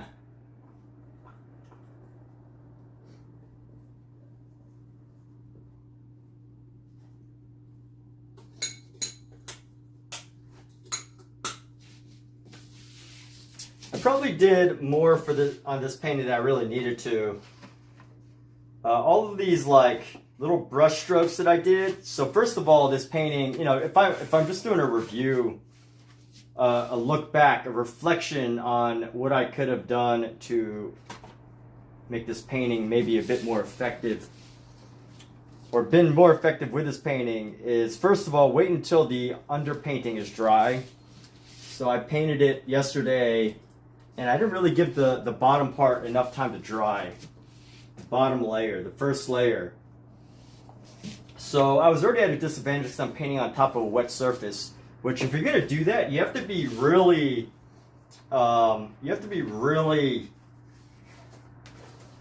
either really good at mixing the color on the palette, or you have to be really, you have to use a lot of paint. You have to really load your brush up and cover the surface with a loaded brush, which means, you know, just having a brush that is just densely packed with paint if you're going to paint on a wet surface. Because otherwise it's just going to blend and mix and you're going to have a hard time. So, you know, being at that disadvantage, it's not a disadvantage, it's just something that you have to figure out how to work with it.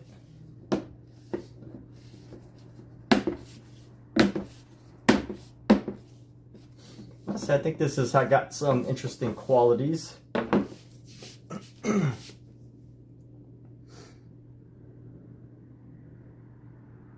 You love dogs. Yes, dogs are amazing. Thank you for sharing your thoughts. But right now, let's see how I can, because it's so reflective right now because of the light.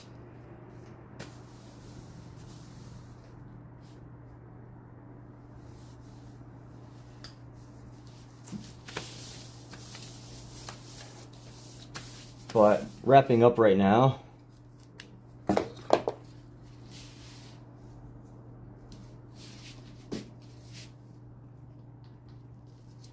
Let's see.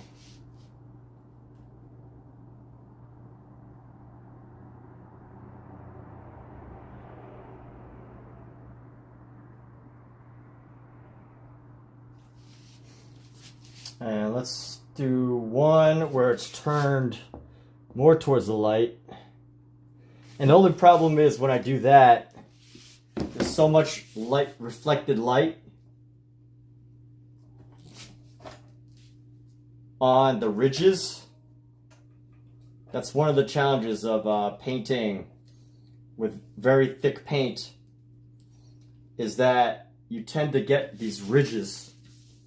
And when you want to take a photo of it, the ridges create this lighting effect, which can really cause issues if you're trying to take photos. But you just got to make it work, you know?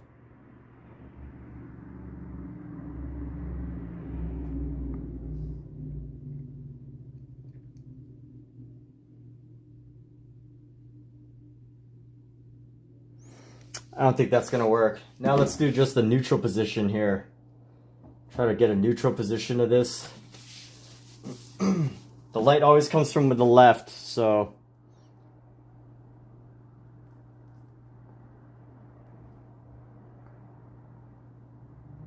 yeah, I think the color vibrancy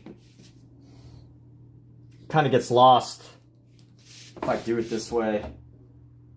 I just have to like do it from here and just make sure I do some editing.